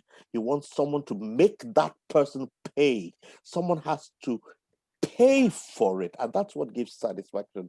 So it takes a lot in the kind of work that people like Lisa do to move you away from the fact that the person paying for it may not necessarily address your real need. And that is the work of the mediator in that case. So these are areas where even as mediators, we ourselves need to begin to transform our mindset and begin to challenge that and also promote it to the world. And it's going to do us all a lot of good. And a forum like this, so long as we keep duplicating it and saying it to ourselves, I believe the message is going to go out. It's going to be easier to be accepted. It's going to be easier for people to get what we're promoting. That was wonderful, Okay. Mr. Akisanya. Wonderful. The whole idea of calling you today was to introduce you that you are on the show, on the episode on the 30th. But because Mr. Panchu couldn't make it because he fell sick. But the fact is that this is just a teaser. Let me tell everyone, this is just a teaser. Mr. Akisanya is here on the 30th. You will have lots more coming, and these conversations in general will happen. But we will get his words of wisdom all throughout. And let Barbara was saying something. Let Barbara come in. Yes, Barbara. Yeah, thank you. I would like to say two things. First, I would like to add a word to what Mr. Akisanya say, because love is okay, but it's going to be a dangerous word. I would like to add curiosity, because I think as a mediator, I have to be sincerely and authentically curious of the person I meet, of the person who is in front of me. I don't have to have my own interpretation or prejudice or ideas about who this person is or why she's doing things or why she or he is thinking that way. I have to be like an inquirer. Because if I have this posture, I'm really open-minded. I don't judge. And I can provide acknowledgement to this person. Not by judging this, because the person in front of me is legitimate in what she or he thinks, feels, and does. Whatever I feel it's good or bad doesn't matter at all. It is right for the person at the moment where she or he thinks, acts, or feels. And so there's a lot to do about that, about the posture of being a mediator. Second, what I would like to say is that there are invariants, there are things that are common to all conflicts.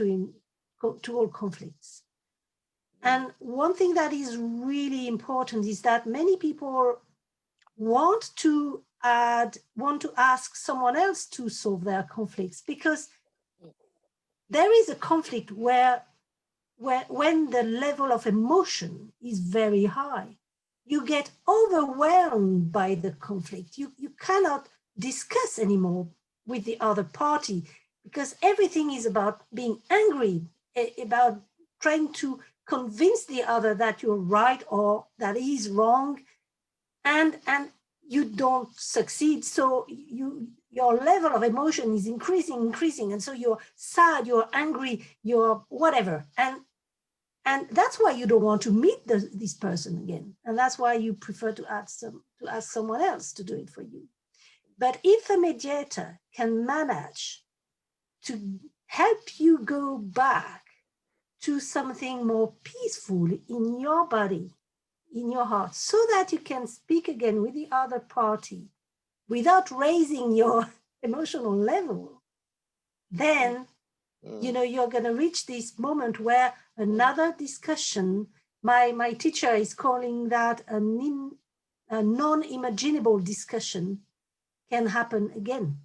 But Barbara, the important thing is that what we are also trying to get into is that when does a person reach that mindset that you are in now? Is it because in this nice part of France that you're sitting in, you have to tell us about that place where you're sitting? These thoughts come in good environment. Do they come from, where do they come from? Please tell us that.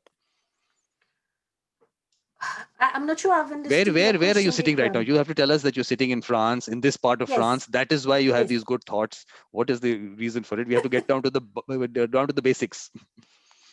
Why? Where are you sitting? To tell us that first. Well, I'm in my office, in my Where house. is that office? Which part of the world is that office? It's southeastern France. It's 40 kilometers up to Toulon, which is a big city, close to the Mediterranean seashore. So now, Mr. Akasanya, that when you said, that is what I'm saying. She's sitting in that place. Some good thoughts come in. You sit in the south of France. That is what we're trying to get down to. This is what we're trying to get to, Barbara. This is exactly what it is. In terms of place, in terms of circumstances, a lot of factors which actually play a part in becoming that mediator and reaching that mediator mindset. All that is important. So that background is also important. But I thought Abiola had her hand raised when she's gone back. But Abiola is actually working from her car now. She says she's in Nigeria. So the situation in Lagos is such that you have to work from you just sit in your car, you drive to your office, and then you drive back. So this is where her office is, in the car. Yes, Abiola, what were you saying? You say something. Abiola? No, she can't hear now. So Barbara, you're saying something, I cut you off. I'm sorry. That's fine. I think again, what is very interesting in being a mediator is also being aware of your own emotions, because sometimes you can hear people, parties, saying awful things about the other, awful things about the situation, and it plays with your ability of staying neutral and impartial. And so you can try to ignore your feelings, but I have several hats, but I'm also a psychologist. And as psychologists, we learn how to play with our own emotions and be aware of them so that we do not interfere. Or we are going to use that to say, well, I feel moved by what you are saying. Could you tell me more? And create the connection with the party. But we have to be very careful. So the points that you make are really, really important. But what we really have to get down to is to first identify those people. And then obviously all these discussions that you have with those people. But how do we go about identifying them? I think that is today for me, that is one big challenge on one end. The other is how do you get them enough work so that they stay, as like Mr. Akesania says, you have to be a mediator. You can't have 20,000 hats that you're wearing.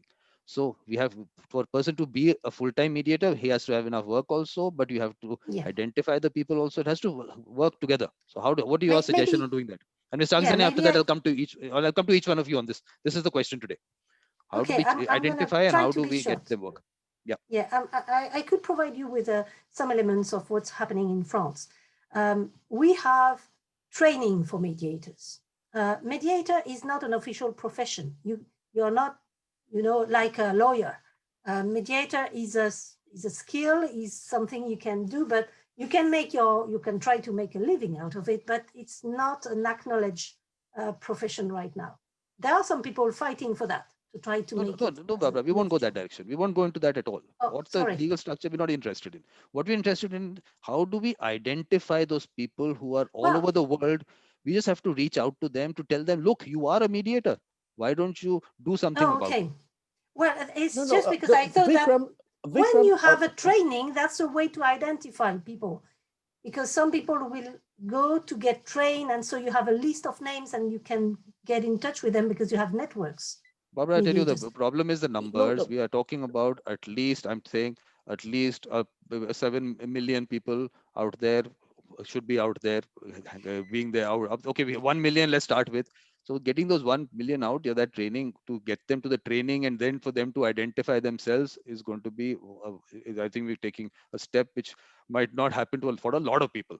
No one is going to even find out that there is a training for mediation because he doesn't even know, first of all, there is a area like that. Second, that I'm person doesn't sorry, identify themselves as a No, mediator. Vikram, I'm sorry. can I please make an intervention here? There's a need. There's a need here to understand one thing about mediation. I think Barbara has a valid point. The fact, even if you do not have a profession, I think it's important to have a place to begin. We need to begin to build up within our various organizations, within our various places, a forum where people can be, try say, can be trained or can be encouraged to pick up certain values or certain styles or certain standards, so that even that forum begins to be a place where people recognize that in this place they have mediation. The other thing that I think is important, what I'm taking away from this meeting, is in fact something which is helpful. And I need to, let me put it this way. I've always had a bit of, let me say, contradiction between the need to reach your target market as well as the need to get work done. Now, I'll tell you why that is important. Many mediators are marketing their work, they're making themselves known, but who is their market? Who is listening to you? Fellow mediators. You don't need to appeal to them. Look at what you've done for us in this meeting. Don't talk to us about this. Don't say this. We've heard it. We know it. That's why we're here. We're already mediators. Don't sell mediation to us. Okay? So we need to understand that fellow mediators are not our market. Lawyers are not our market. Why? Because they see you as rivals. You are come to take away food from their table. So they're not going to embrace you. They're going to fight you. And they're going to do everything possible to push you down. And believe it or not, who is behind the mediation is not enforceable? It does not give enforceable. Who's behind that? It's the lawyers, because they have to pull you down because they have to defend their turf. So the point Mr. One second, I'll just come in at this point. Let me tell you, in India, we have a law which gives total enforceability to a settlement agreement. It is as good as a court decree. Even then, the lawyers end up telling people there is no law. Even then, can you imagine? That's the point of exactly. That's the point I'm making. So we're rivals. So what we have to look at is, one, I know that fellow mediators, lawyers, and so on and so forth are not my market. So I need to identify who I'm reaching out to. It's the general public, it's the companies, it's so on and so forth. Now, how do we do that? We have to begin to reach them with a message and with a style and with stories, good stories of success in our areas, and let them know that this thing works. And oh, yes, you don't have to abdicate your responsibility. Are you worried that you are not able to do it? We'll teach you, we'll coach you. So in mediation, you have a bit of counseling, a bit of coaching. You are not doing the coaching and counseling in the actual mediation process, but outside of it, we need to begin to reach our markets. Because as I said, fellow mediators are not your market. Lawyers are your rivals. So you have to get your market and you have to impress on them that that mindset. So I believe that we have work to do, and that work is, well, thank you for forums like this, but we have to go beyond them. Absolutely. We have to begin to put a word out. And I know Barbara mentioned that the word love is a dangerous word to use, but I'm aware of the fact that in England now, there's a growing, in fact, I have in front of me, Vikram doesn't want us referring to books, but I have in front of me a book called Beyond Engagement, called The Value of Love-Based Leadership in Organizations. It's beginning to be a very strong word. And a buzzword is companies should stop seeing employees as numbers. You know, they use expressions such as cost center, profit center, head count. Now, what they're saying is we should stop looking at people as head count. We should stop looking at people as profit center, cost center. We should begin to see them as people, people who have needs, people who have expectations, people who have aspirations. And mediators also need to begin to have a mindset that sees the person who comes to you not just as a source of income, but an opportunity to bring about an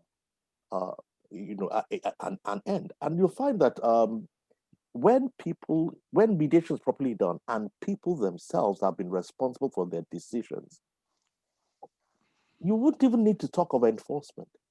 They'll enforce. I've been in mediations where people are settling and they're taking out their checkbooks on the table, and you're having to restrain them. Well, gentlemen, we need to execute the settlement agreement for us. That's fine. Can you give me the bank account number? I'll make the payment right now, because they have responsibility for it. They've done it, and you don't have to think of enforcement. So we have a lot of work to do, and this kind of forum which is setting up for us, Vikram, I think is good, and I think we need to replicate it. Exactly. And That's what I'm saying. speak Everyone should to replicate one it, another. do it at their own end, wherever they can. That's how the multiplier effect will happen. Like I said, that Ponzi scheme, you call it, or the multi-level marketing, you call it. Let's call it multi-level marketing because we are the product. Let us call it that. And let's just get it out from numbers. But only thing I want to clarify one thing, Mr. Agisane. Books will be referred to, yes, but you will have to give us a gist of it. So only at your own this thing, you have to only mention it if you're going to tell us about it. Otherwise, don't mention it. Because I'm not going to be reading. I'm not going to be reading it. So definitely you'll have, I'll take your word. The whole idea is whatever you will pick up is what we'll pick up. So why should we take those hours when you can do it? And each one of us, if they can give us a gist of one book each, I think we've gone through 25 books in that much time. But the other thing I want to clarify to everyone is that everyone is this everyone's discussion. It's just that whoever is talking about something, and we obviously are listening to some good words of wisdom, we'll continue it. But it's not that this is going to be ever going to be a forum that a few talk and everyone else listens. It's not going to happen that way. So anyone who wants to say anything, just put your hands up. Barbara's hand is always raised. That's going to be a permanent raised hand.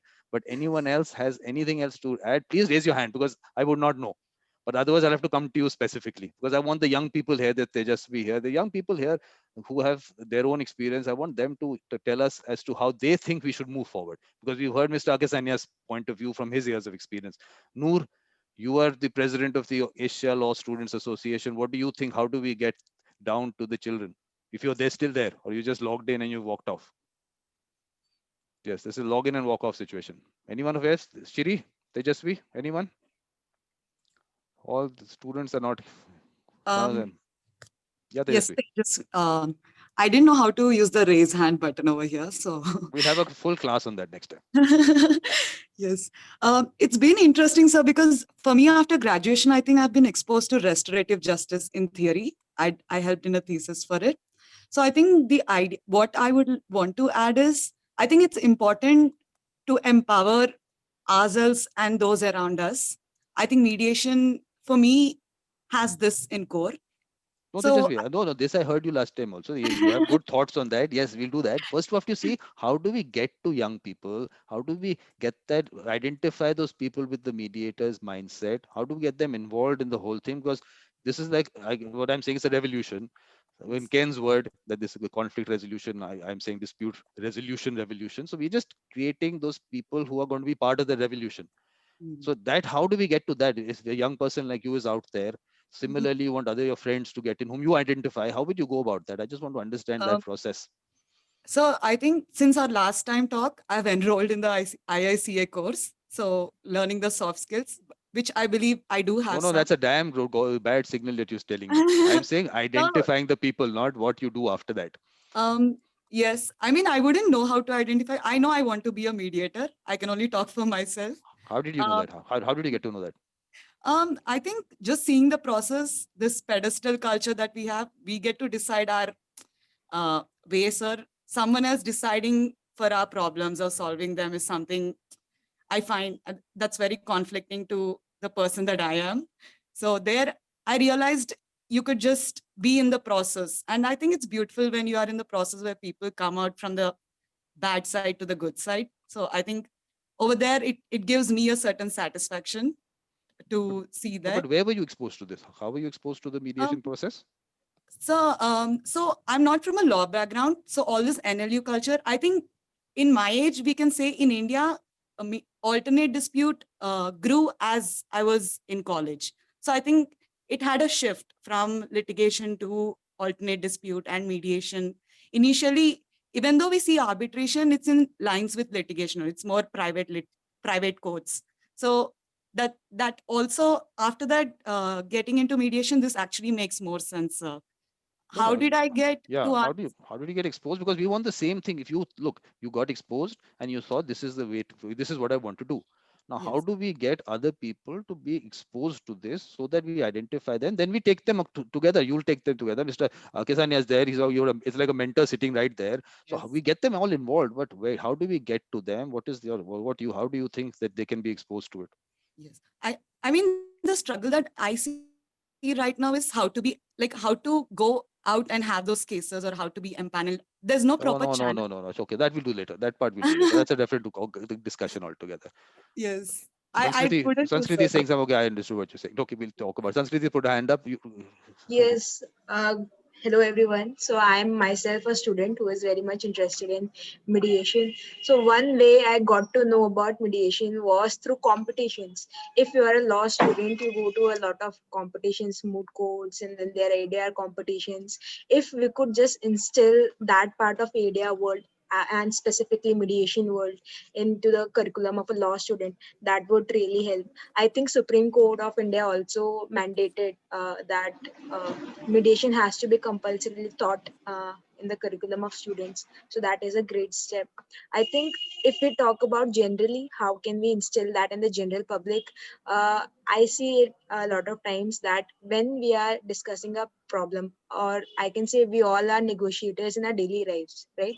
So if we could just say that, okay, I can let this go, perhaps you can let this go, and we can come to a mutual conclusion, or as Buddha said, find the middle path, and recognizing that, I think that is one way through which you can spread mediation. No, I'll tell you, Sanskriti, the two problems I have. One is that these mediation competitions that are taking place, I was discussing that with Noor before when you started off, they're not the real life situation. It is a competition in a format that is going on, and that's the way it's been going on.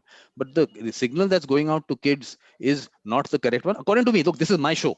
I will put out my views. Everyone will have their show, they'll put their view. But I think the way it's being told to them that this is the way mediation works, according to me, that's not the way I would want them to see it. Like I said, the informality of it is not really there in all those things. So that aspect is one part. The other is for people to actually understand and say, yes, this is a good concept, but we have to have the right people with the right mediator mindset available.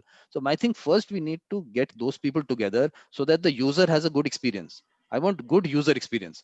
So how do we get to that is what I think that my first step is to first let's identify, get to them. And that is something which I'm also looking at. This is one way of going out, putting the word out that yes, there's a YouTube channel. You go watch some videos, see whether you understand, you like the concept, then you go further. That would be one way. What are the other things that we'll come back to that then maybe, because Shilpa has something to say, then she'll forget what she was wanting to say. Yeah, Shilpa. Hi, good afternoon, good evening to all friends. See, I feel that we have to change a mindset. Basically, what happens is to the students, when they are coming to us as interns, okay, to do the internship, we have to make them understand this is one of the mainstream. It is not one of the part-time. So that's our mindset we have to change. Because most of the time, what we see is the mediators themselves and the parties, they feel that, one sec. Yes. So you have to excuse me because I'm in the court and I'm taking it on the mobile. So maybe some connection issues you may face. Yes. So having said this, that we have to change the mindset. What I mean is that when the students come to you, make them understand that this is a profession, which is a full-fledged, full-time profession where you are focusing on the result oriented, and at the same time it is generating income. So the students, they are going to look at it if this profession is going to generate some income for themselves, and secondly, if it is a full-fledged. If it is to, if somebody says that this is a part-time or something, I'm sure they are not going to feel so interesting, because at that age they want to really take it up. Something is going to generate the income, and they look at it as a profession. No, but So Shilpa, we have, is it happening that way? Are there enough mediators who are yes, out there who running it as full-time profession? yes, yes. Right now I am sitting here, and since morning, this is my 5th case which I have completed. No, but are there others? I mean, you're doing other things also. You're only doing mediation now. No, I'm doing other things because I'm unable to leave those things because of my prior commitments. So my prior clients with whom I was working for last 26 years, I have to complete those cases. Unless I complete those cases, I complete those registrations, I'm not going to quit. I mean, I cannot leave them in But middle you of think something. that means it can be looked at as a full-time thing. It can be full-time. It's just that you have those commitments. That's the only reason. That's very good. But I thought I was the only 100%. one. I thought I was the only one who was looking at it full-time. But it's good to 100%, hear that. that 100% it is full time.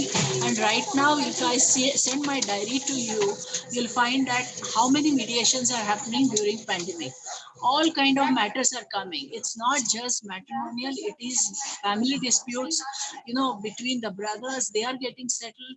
It is between the company, employers are getting settled. Commercial disputes are getting settled. So, variety of matters are coming forward, and people are understanding that the life. But this is. Yes, one But I second. think, yeah. No, I think Mr. Akisanya, this I think was what you just saw. On one end, I was talking about the revolution. Here, this is live telecast of the Gulf War. When that Gulf War happened, we actually saw live telecast.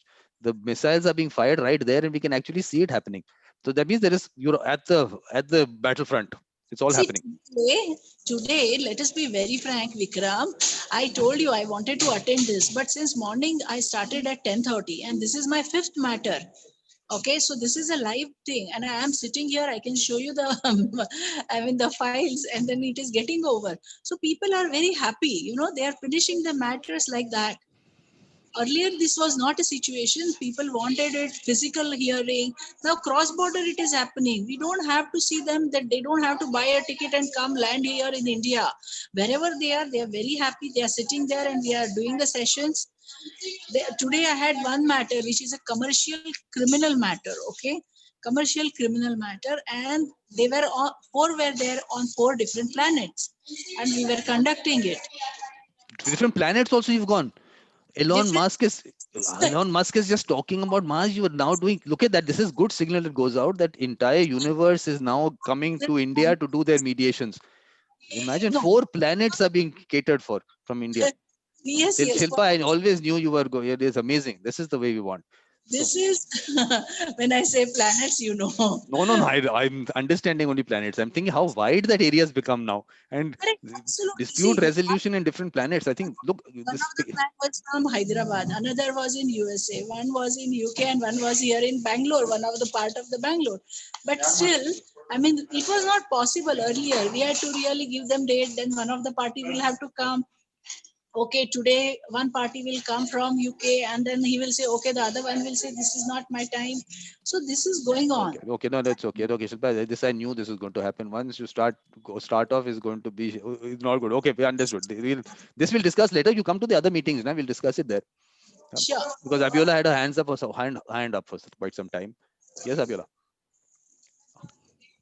Hi, Vikram. Thank you. Okay, so I think one of the ways in which we can get people to be more aware about mediation is actually starting from the grassroots and also involving children as well as teaching it in schools. Because from everything I've heard from everyone, there's a mindset that we need to change. There's a mindset that, oh, you know what, I can shift the responsibility. I don't have to be the one to take responsibility. If people are brought up and taught to take responsibility for their actions and see it as a form of empowerment, as opposed to it being a form of castigation or whatever words you would use, I think it would make a huge difference No, but in Abiola, the main thing understanding. is that there is a very structured approach available in the US. They actually do that in the schools.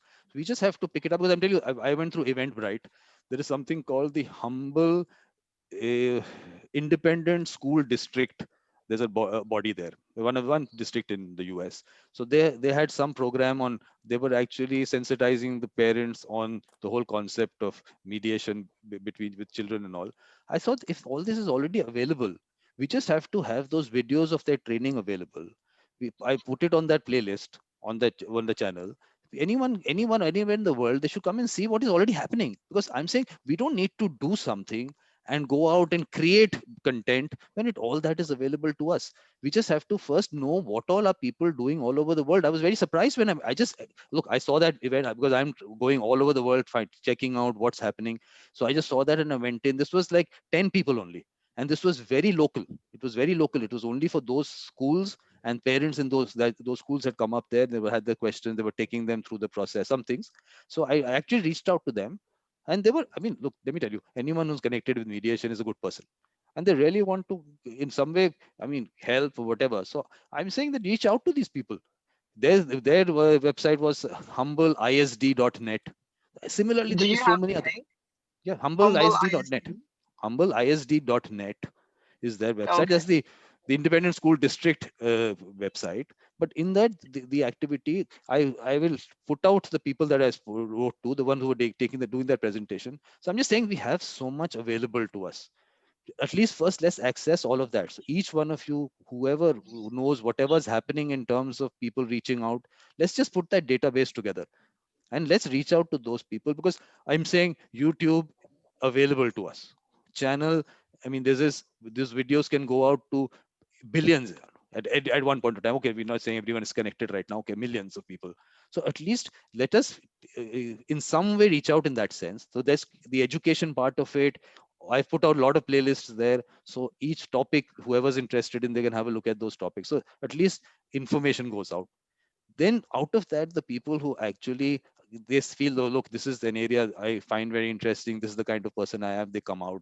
Then these series that we have with such distinguished mediators, these people, when they talk about their life story and they talk about what work they're doing, what their mindset was, let people relate to that. So when they relate to it, they want to come in. Then after that, with Anil coming in and talking about how as a person, how he's actually, when he's out there, what does he think like, that aspect of it also should go out. That it is now, okay, we do hear about lawyers and we talk about lawyers in a certain manner, derogatory manner in terms of money and all, but here's a person who's sitting there and he's saying, look, I want you to settle. So we need those role models available. So I think we're creating that whole, we're just talking about it. This is going to get refined as we go along, but we have such senior people. I mean, we have Mr. Agasania is here, he's spending so much time with us. All that should go out. The people should actually be able to benefit from that. I think we just need to create those platforms today. Yes, Mr. Agasani, what do you say? I totally agree. I totally agree with you. Okay. Vikram. Okay, Fabiola. Because Mr. Agasani, I was asking him all that. Yes, I totally agree. In fact, it goes to the root of what I was referring to, that there's the, oh, by the way, I also am gradually moving toward becoming a full-time mediator. Excellent. And Excellent. one of the projects I'm working on at the moment, we're establishing an institution called the Dispute Solutions of TDSH, which will not only provide mediation, but also provide a forum for promoting and inculcating the culture of mediation. And one of the things that we're even looking at by the side is borrowing a little from nonviolent communication, which is very important. Very interesting. For Very the interesting. culture It's okay. I'll tell you, talk about it after you finish. Very interesting topic you just picked up. Yeah. Yes, which is an aspect of it. So I believe that if as mediators we can all make a very good point, and I'd like to stay in touch with as many of us on this and on this forum, and have it as a way of sharing our experiences. What are you finding difficult in promoting this mindset and in going for it? Because here, people in Nigeria, and especially in Lagos, most of my colleagues know me that I'm one of the few persons who say, I don't do arbitration, period. I do not go to court any longer. I do not go to court. I do not do arbitration. Not that I'm incapable of it. And I make that clear to people. I do not lack the skills, but it's a matter of election. I have determined I want to be a mediator because I think mediation is actually the way of the future. So I think this is a good forum. We should continue to encourage one another to share experiences. Now, one thing that makes it difficult in mediation is because there is a lot of emphasis on confidentiality. One of the things that I've been exploring on my own, and if there are persons here who have ideas, please, I'd love to learn from you. And that is, without violating the concept of confidentiality, without breaching people's trusts in your being discreet with their matters, how how how can we still benefit from what we learn from mediations, and how can we share that without letting out facts and information that we have committed to keep confidential? I think the development of the common law was assisted because there were law reports, there were precedents. We can't have law reports and precedents in mediation. We cannot, because of the confidentiality and the nature of it. But is there some way we can distill the essence of what we are learning from case to case so that others can learn from it? I've looked at the persons on this forum. I've seen so many persons from whom I think I would love and I can learn a lot. Is there a way you can share with me what were your pitfalls? What did you do wrong? What did you do right? How were you able to achieve your neutrality? What were the things that challenged you and how did you overcome them? Without breaching your obligation of do you see what I'm saying?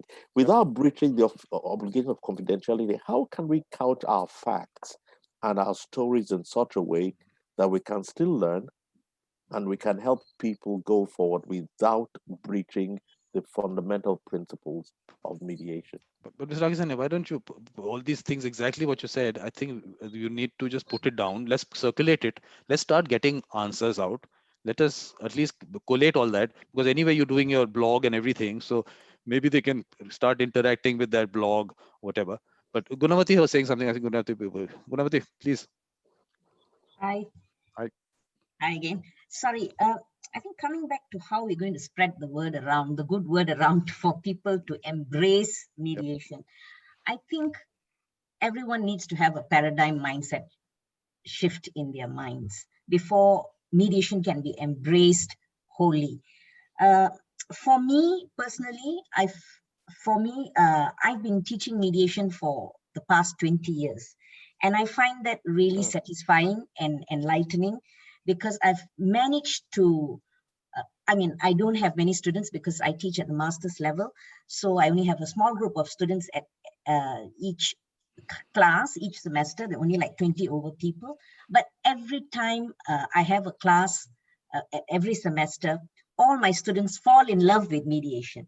And for me, the only way I feel that I can promote mediation, not to lawyers, but to the students, because it's easier to teach. So I think education is very important. It has to go down to the level of maybe even primary schools and colleges. Like I think in the US, they have a peer school. Exactly. That's what I was saying, that I've actually been, Yes. that little meeting that I was part of, I understood that there is a whole structured program here. So Yes. why not we reach out to those people and let's take it from there, and then whatever look, they also might be learning, they also evolving in terms of the process also. So let's learn from that instead of us reinventing the wheel when a process is available, it's been implemented. But culturally, okay, there might be differences, we don't know, so we'll have to see as it goes along, that if there are Definitely. cultural differences, it has to be looked at differently. That a part of it definitely has to be also considered. But I think education is the way to go. And we need to instill this in their minds at a very young age. And I think at the university level, I think for all students, I think ADR or mediation should be made a compulsory paper, so that, When India's happened, India, they've done that. Everywhere yeah, they should do that. unfortunately we don't, you see, unfortunately we don't. And I do not know about Nigeria or other parts of the world, but I think that is the way forward to actually. But no, and again, the thing, Gunawati, what I was saying was that one, you can obviously introduce it, but when you show them the practical side, you can do it through these competitions. But what I saw of the competition, when I was called in there, was that the structure, there's a certain standard which is being carried forward over the years. So everyone is doing that. The presentation, everything happens in the same way. So I think that the flexible concept of the process, that part, I don't know whether it's getting to the children. So I would rather go for them to go out into communities and actually be able to do something there as practical rather than a theoretical thing. I would think maybe that, but I'm not the right person. I'm not the, I would not get to it so much. But Vikram, I must say that after observing what went, I mean, at the competition itself, I mean, you and I were there at the competition as judges. I totally agree with you, because I mean, it's not really setting the right scene for the students, because I think it is not what we actually saw them doing, because that's not the way it's done. But I think that maybe we can start a competition and show them the real way of doing it. Absolutely. That's the good point. Maybe we can think about, doing something together. Yes, Mr. Akisanya, we have Africa covered. Interesting concept.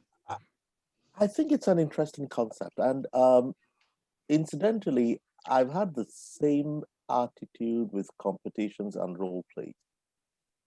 Because people know what the outcome is, what it should be, everybody knows it. It really doesn't bring out the real thing in mediation.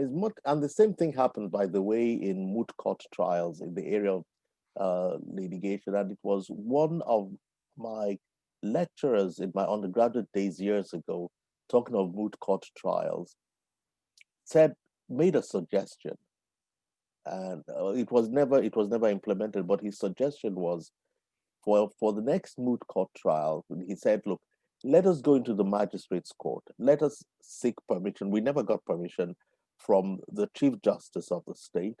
And let us allow a situation where the students actually go in and try and represent parties in the case, and let them be assessed. Let them have senior lawyers sitting down next to them to ensure that there is no miscarriage of justice. But allow the students to learn, directly. It's a live case. There is no pretense. The parties are real. The judge is real. And it's amazing what you can learn from real life experience. I mean, please let me share something. If you don't, just 2 minutes, please. It's all yours, please. You can go on as long as we want. Except maybe I have to go to the loo. Maybe that's it. In my early days as a litigator, I remembered once I came into a matter in a magistrate's court, and I had about 9 witnesses lined up, and I was questioning them. But by the 3rd or 4th witness, they were contradicting one another. At a point, I got so frustrated. I said to the magistrate, I want to declare my witness hostile, and the other side did not let me do it, and they countered me.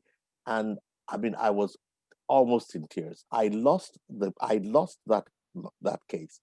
And at the end of it, the senior lawyer who was on the other side, and who became my friend for life, my mentor for a long time, and he called me out and said, "Oh, you did well, but I'll tell you what you did wrong.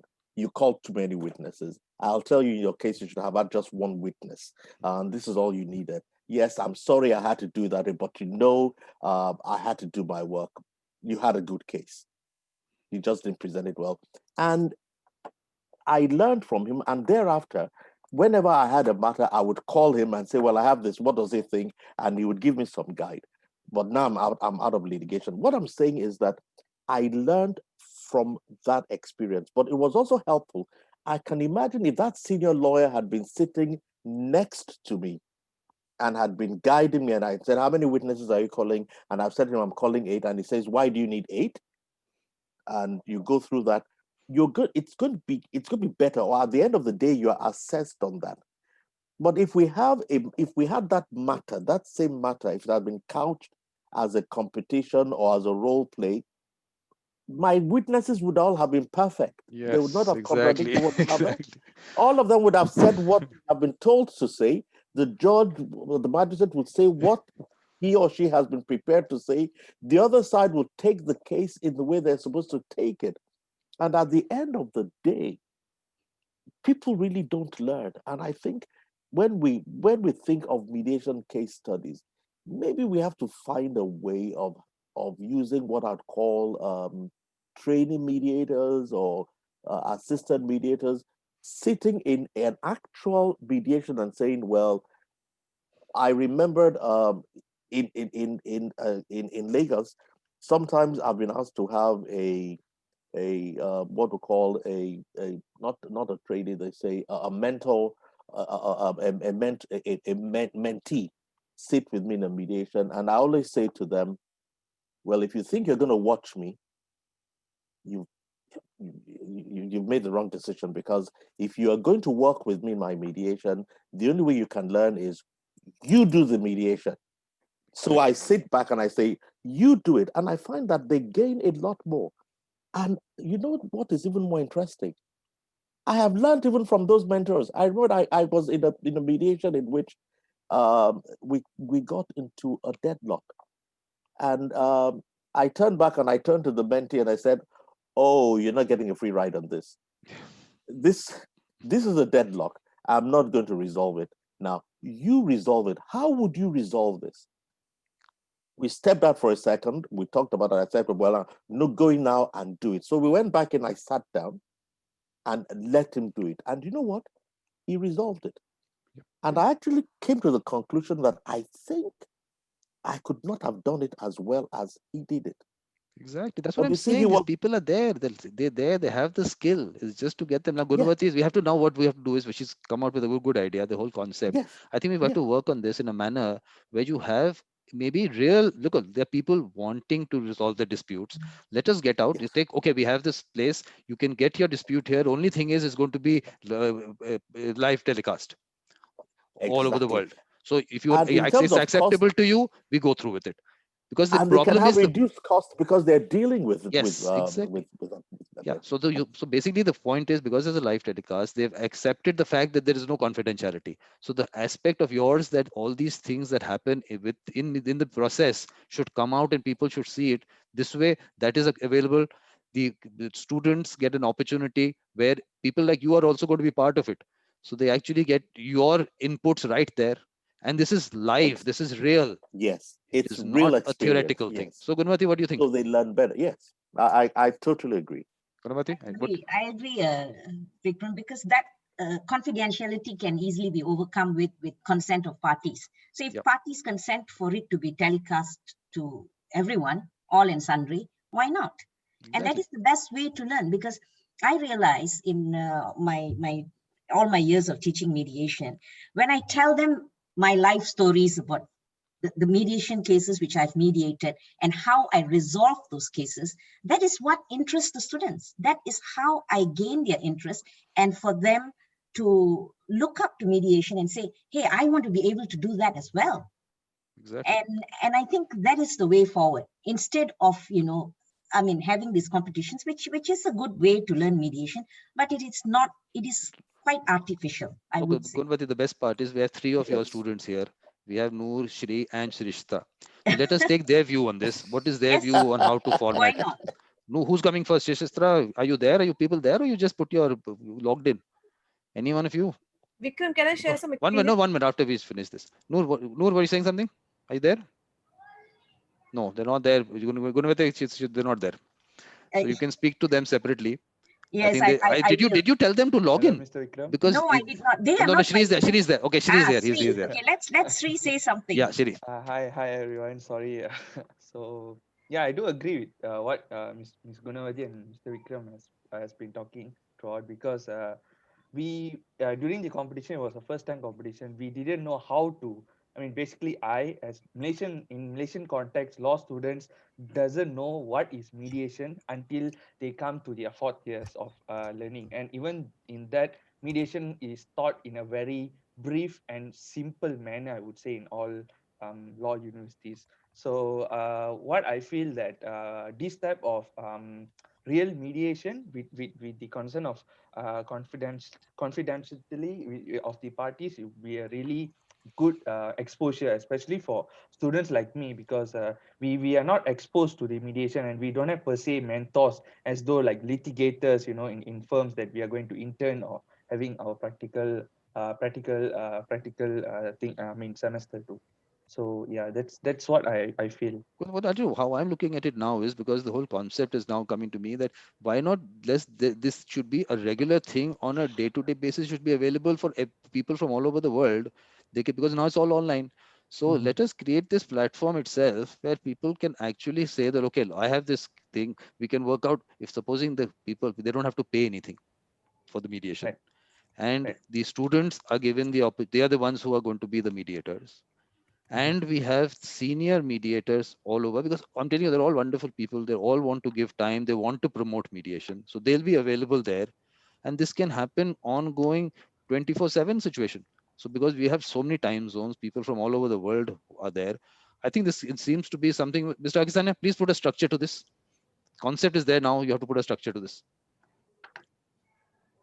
Um, I don't know what you mean by putting a structure to it, but if what I understand is correct, what you're saying is, how can we make this work? I'm saying, look, how I'm looking at it is on a much larger picture now, that you have a space where people can come in, say, look, we have a dispute. We want, I mean, obviously they understand there is a concept of mediation. They also may or may not know what it really is. We have a dispute. We want it resolved. So what we are saying is, look, all the time you keep saying confidential process and all. Look, we can do this with you. You might not even have to pay anything. Maybe we'll have to work that out, so that you have the students who get an opportunity on a live case.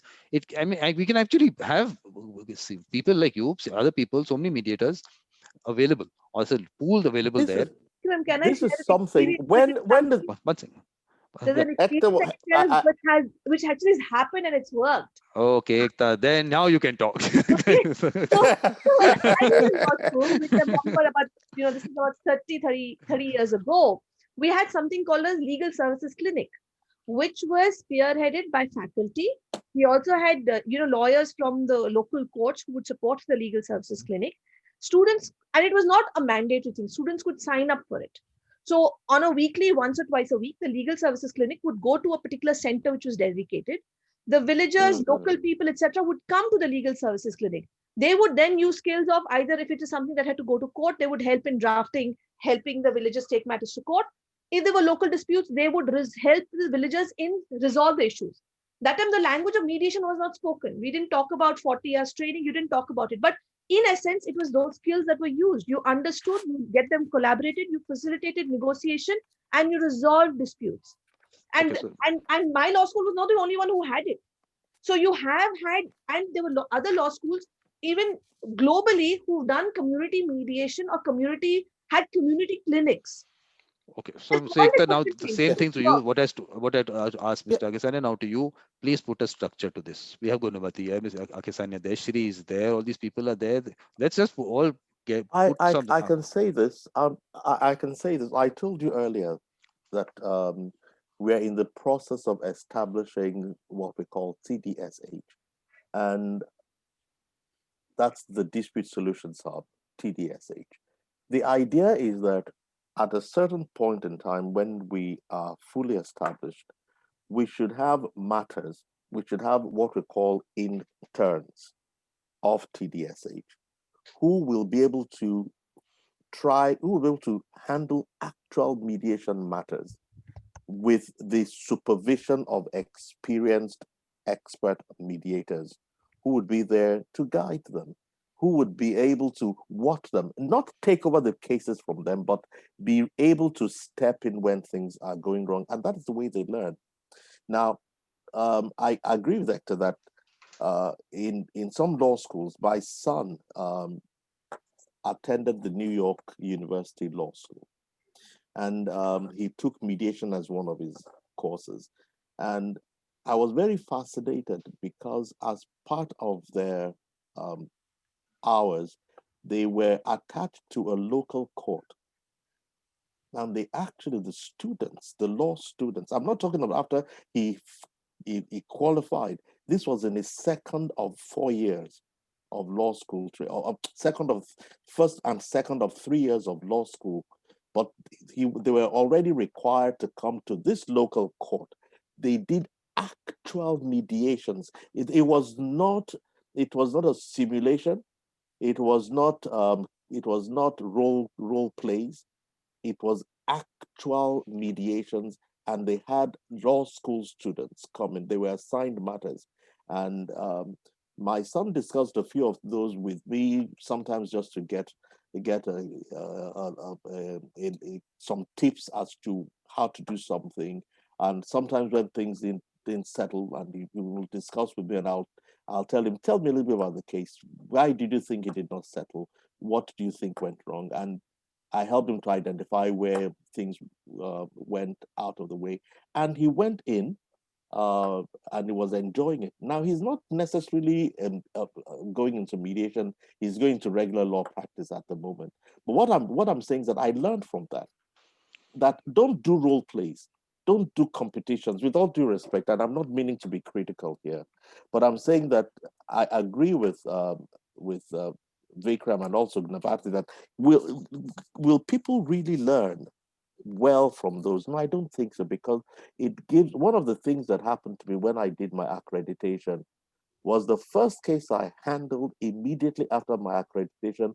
The first thing I learned was that everything I did in the role play for the accreditation, I just threw out of the window. It doesn't work. The second thing I learned is that as a mediator, all you need are the fundamental principles: neutrality. Don't, like we say in law, don't descend into the arena. Don't become a judge. Don't become an arbitrator. Those are fundamental principles. Keep that at the back of your mind.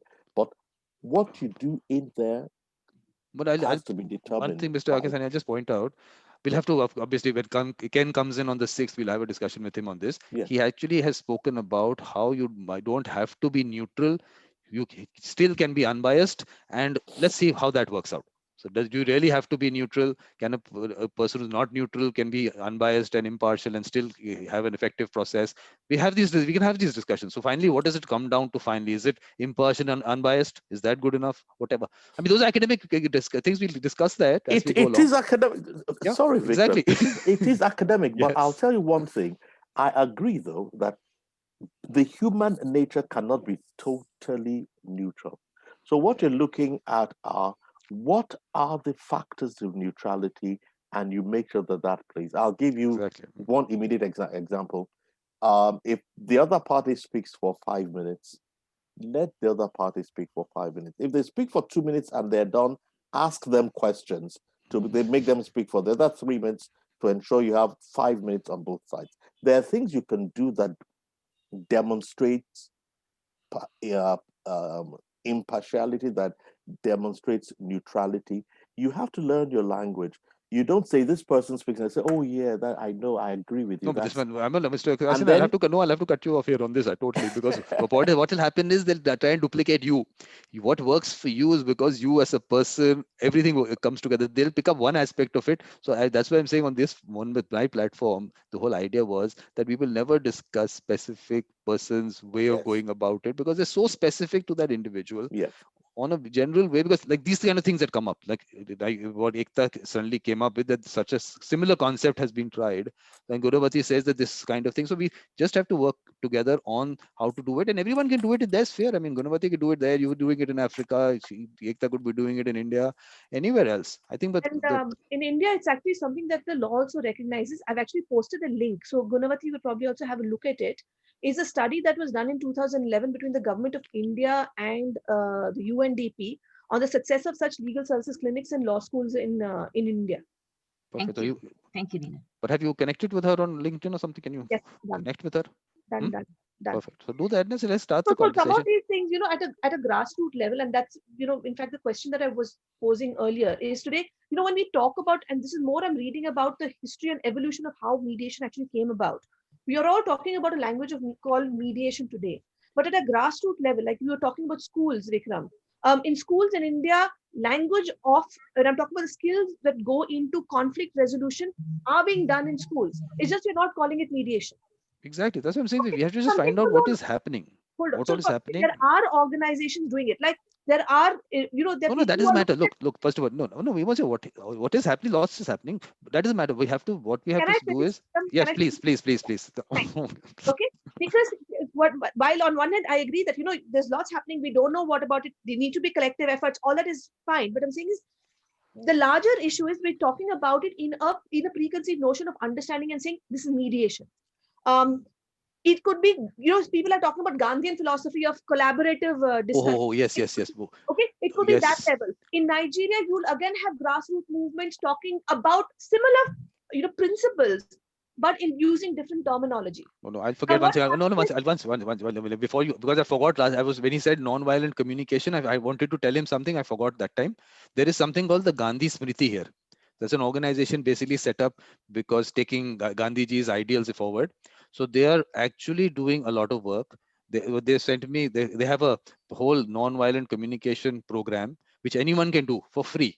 And they will actually give you a certificate also. If you have to write back and give so many words, you have to write something. I'll send you that email and put it across. Everyone should maybe go to the Gandhi Smriti website and have a look also.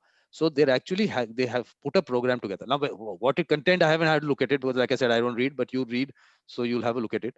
So this is actually, but simply like Malaysia also, if you actually get down to looking at a grassroots level, there will be people who are talking similar language, a similar form of communication, of collaboration, of conflicts through dialogue.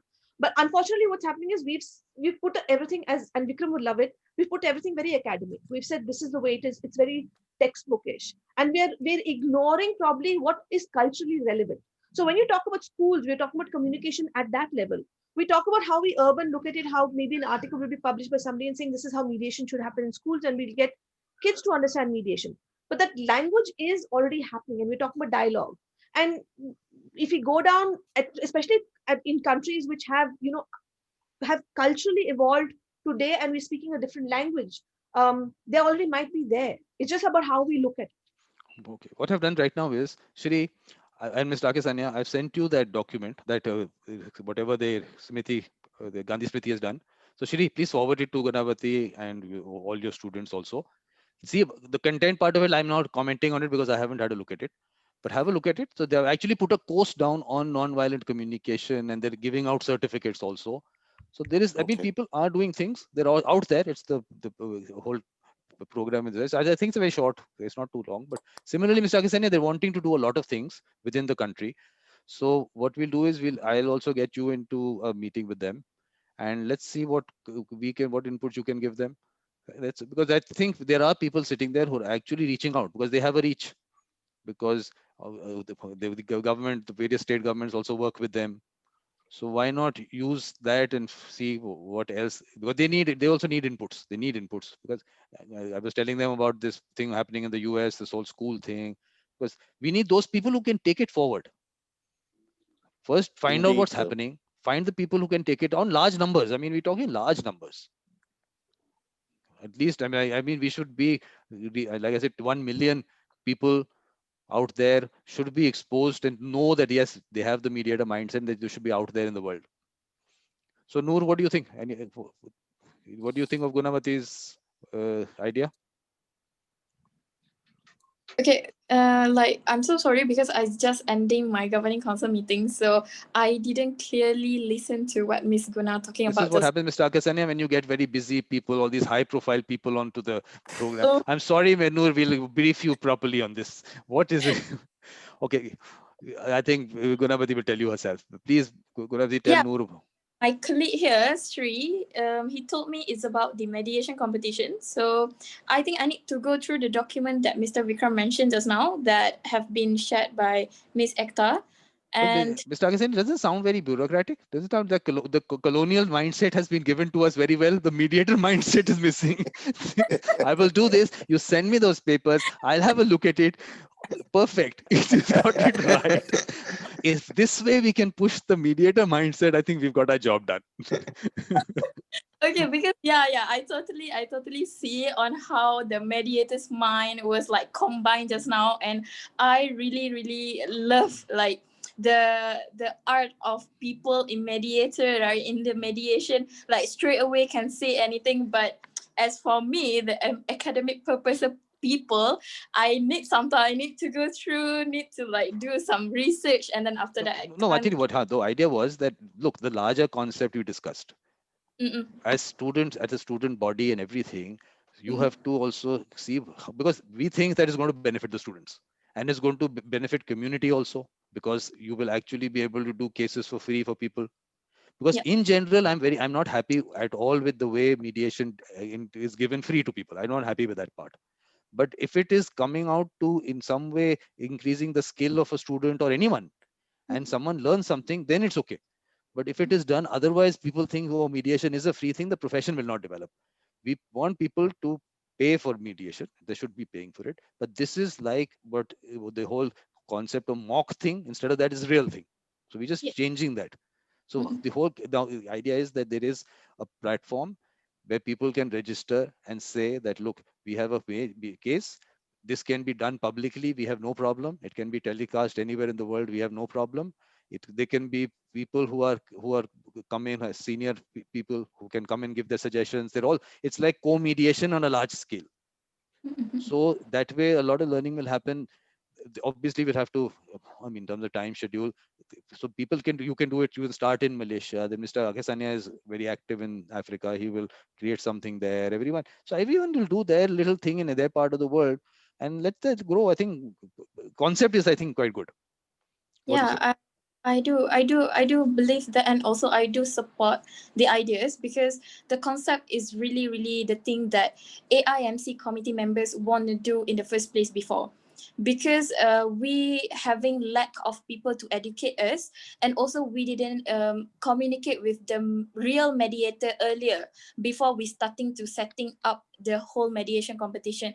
So that's why we didn't have a full of art on how the whole mediation have been going to done. So that's why if all the mediators here want to help us like giving all the exactly the setting in the real life on how mediation should be, we really love But no, to. but no, but what you have to do is also, Noor, is that you also involve, say, there must be a similar body in Africa, Europe, Mhm. everywhere else. Start Mhm. interacting with them also, and do it on a joint. I mean, not, don't joint. Everything joint becomes a problem that your bureaucracy will reach to a different level altogether. You don't want that to happen at all. Let everyone do their bit. There is no such. Once you start putting, in that sense, we don't want the structure. We want the structure to the way it's going to go about it, but don't come into, okay, now this platform and Noor is the head of this organization which does this. We don't want that. We want work to be happening down there. So work Yeah. with them, talk to them, see how students can be involved, how you, if you are doing something, because if it's all online now, doesn't matter. The student can be anywhere in the world. But only True. thing is, because of the time difference, you'll have to get different mediators involved, because we Yeah. want their actual, whatever their inputs, right there on a live basis. It's not that they will watch the video and then they'll get back to you. They're right there sitting there and telling the person.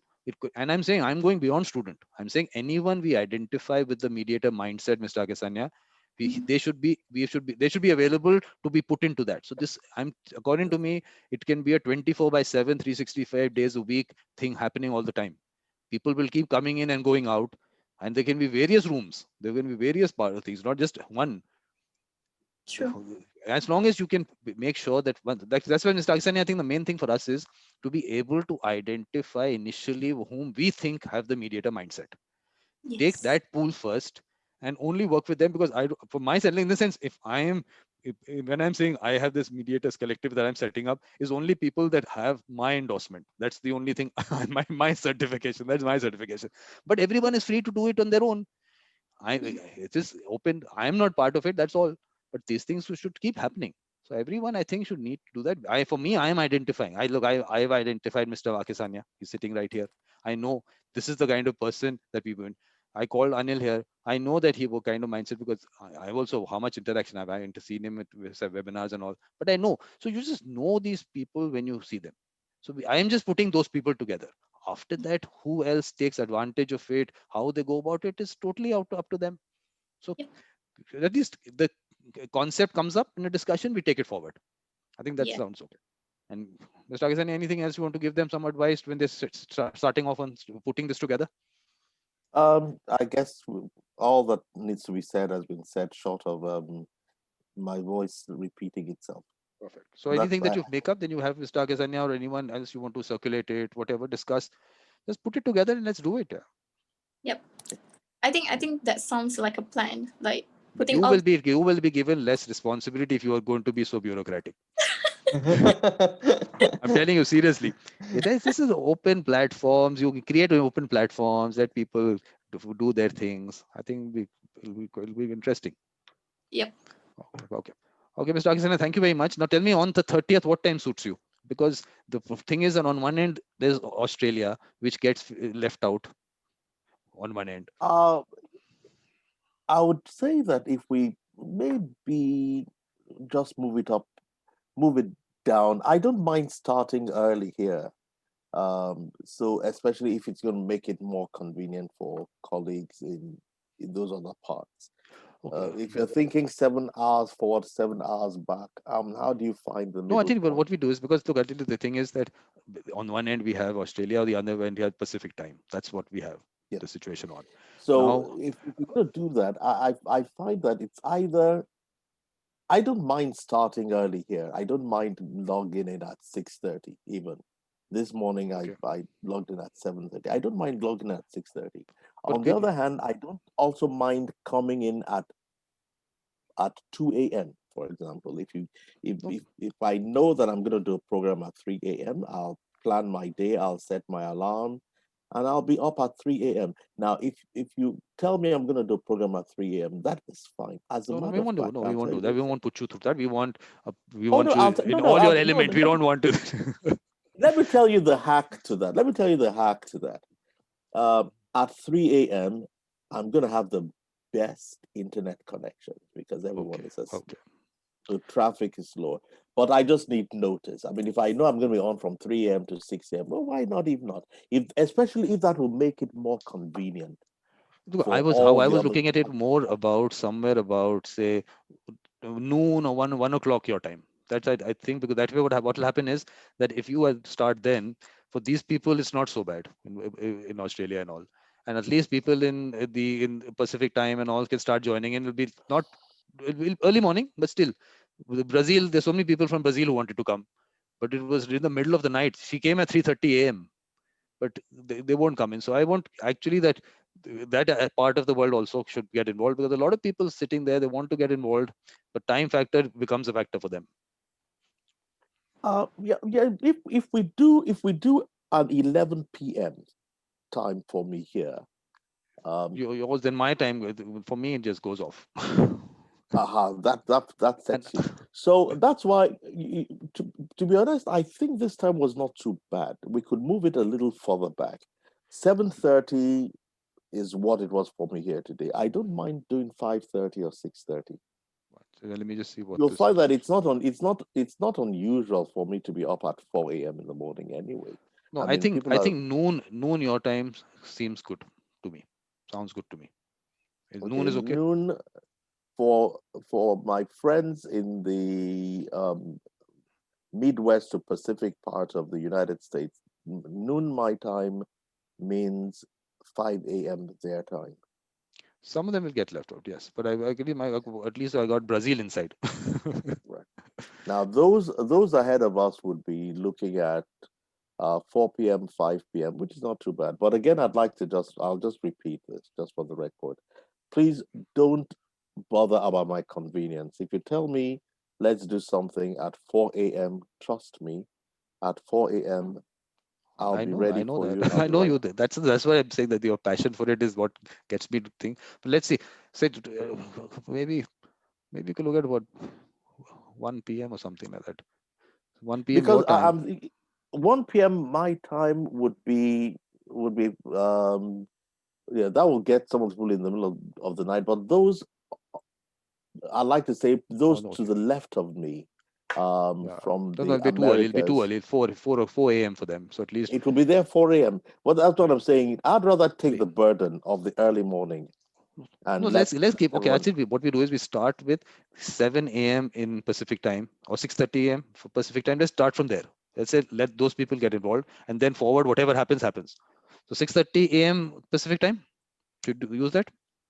Okay, 6:30 a.m. Pacific Pacific time.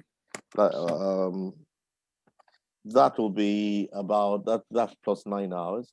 6:30 a.m. That's about 3 p.m. our time, and that will You be want to 7 p.m. your time, and so from about 10 p.m. My friends going further forward. That might be a good balance. yeah, I think that seems so. 6:30 a.m. Pacific time seems good to me. So 30th we keep it for that. So what time now? 6:30 a.m. Pacific time. Okay, 6:30 All- a.m. Pacific time. Yes, Yeah. okay. So that will be now. And Now but we will there are never, many. but no, but we will never keep the time as Pacific time because of the fact with the daylight saving and all. We'll always keep it either GMT. So we'll just work it out. What is 6:30 a.m. Pacific time right now GMT? Okay, I can check that very quickly.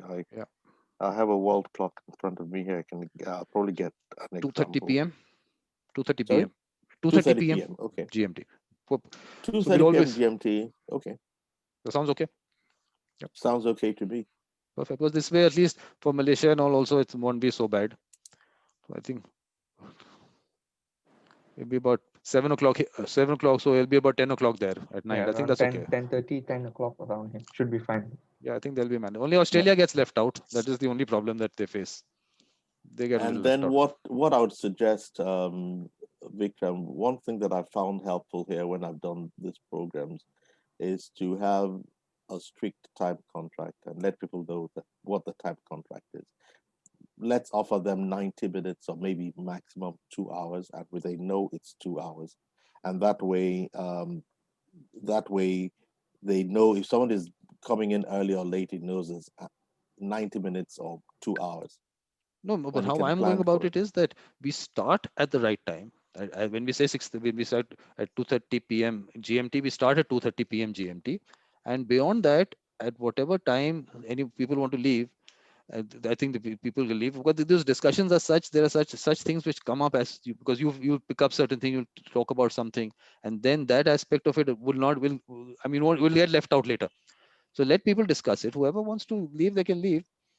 Because these are discussions. I'm telling you, we are putting together something which is going to be a very major long-term whatever project, call it project revolution is what I'm saying. Whatever it is, I think we're putting the foundation for that. So a little bit of we'll have to get people in because everyone's not going to be getting. And Ruth is there now. Ruth is here. She hasn't spoken anything throughout, but she has lots to say. Where's Ruth? But a lot of people don't. I mean, they don't actually come up. They come later in the meeting. They want to say something. So Ruth, what do you say? What we discussed up till now? It is a good discussion, and I really appreciate for the time you all have taken to commence this project. Across the board, I've heard the students and I've heard the professionals getting into alternate dispute resolution. And I think the government and the courts have to take a major step in. No. We are not with that part. Let them do what they. We are not concerned with that part. We are saying how to get to people, spread the concept.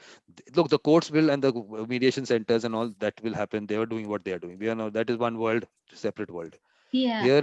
Here we're talking about being able to identify people with the mediator mindset and get them in, and how do we create the culture of mediation within the world, and how do we get students involved, people involved, down to the community. So we've come out with some interesting things there. But only thing, Mr. Akisania, the important thing is that we must take a washroom break in the middle. We've gone too many hours like this.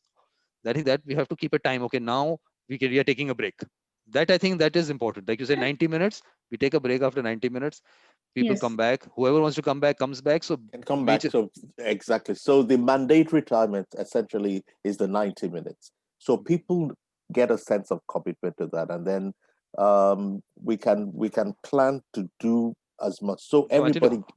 Many people get to benefit from it. So how I'll then go- we take the bathroom break, Yeah. and then everybody knows at that point that what we're doing from here forward is up to you. If you need to leave, you leave. If we're free at left, but the 90 minutes is our time contract, and that's what people will try to commit to, and we'll try to give them the major substance of what we're doing within Absolutely, those I totally agree with you. So, but basically, what happens is, like with Ken also, I think that initial 90-minute, you take the 90 minutes on whatever you, because between us, what interaction we have about your life and everything, all those aspects, we cut at that point because we keep continuing it. Everything doesn't have to have, your whole life can't happen in 90 minutes for sure.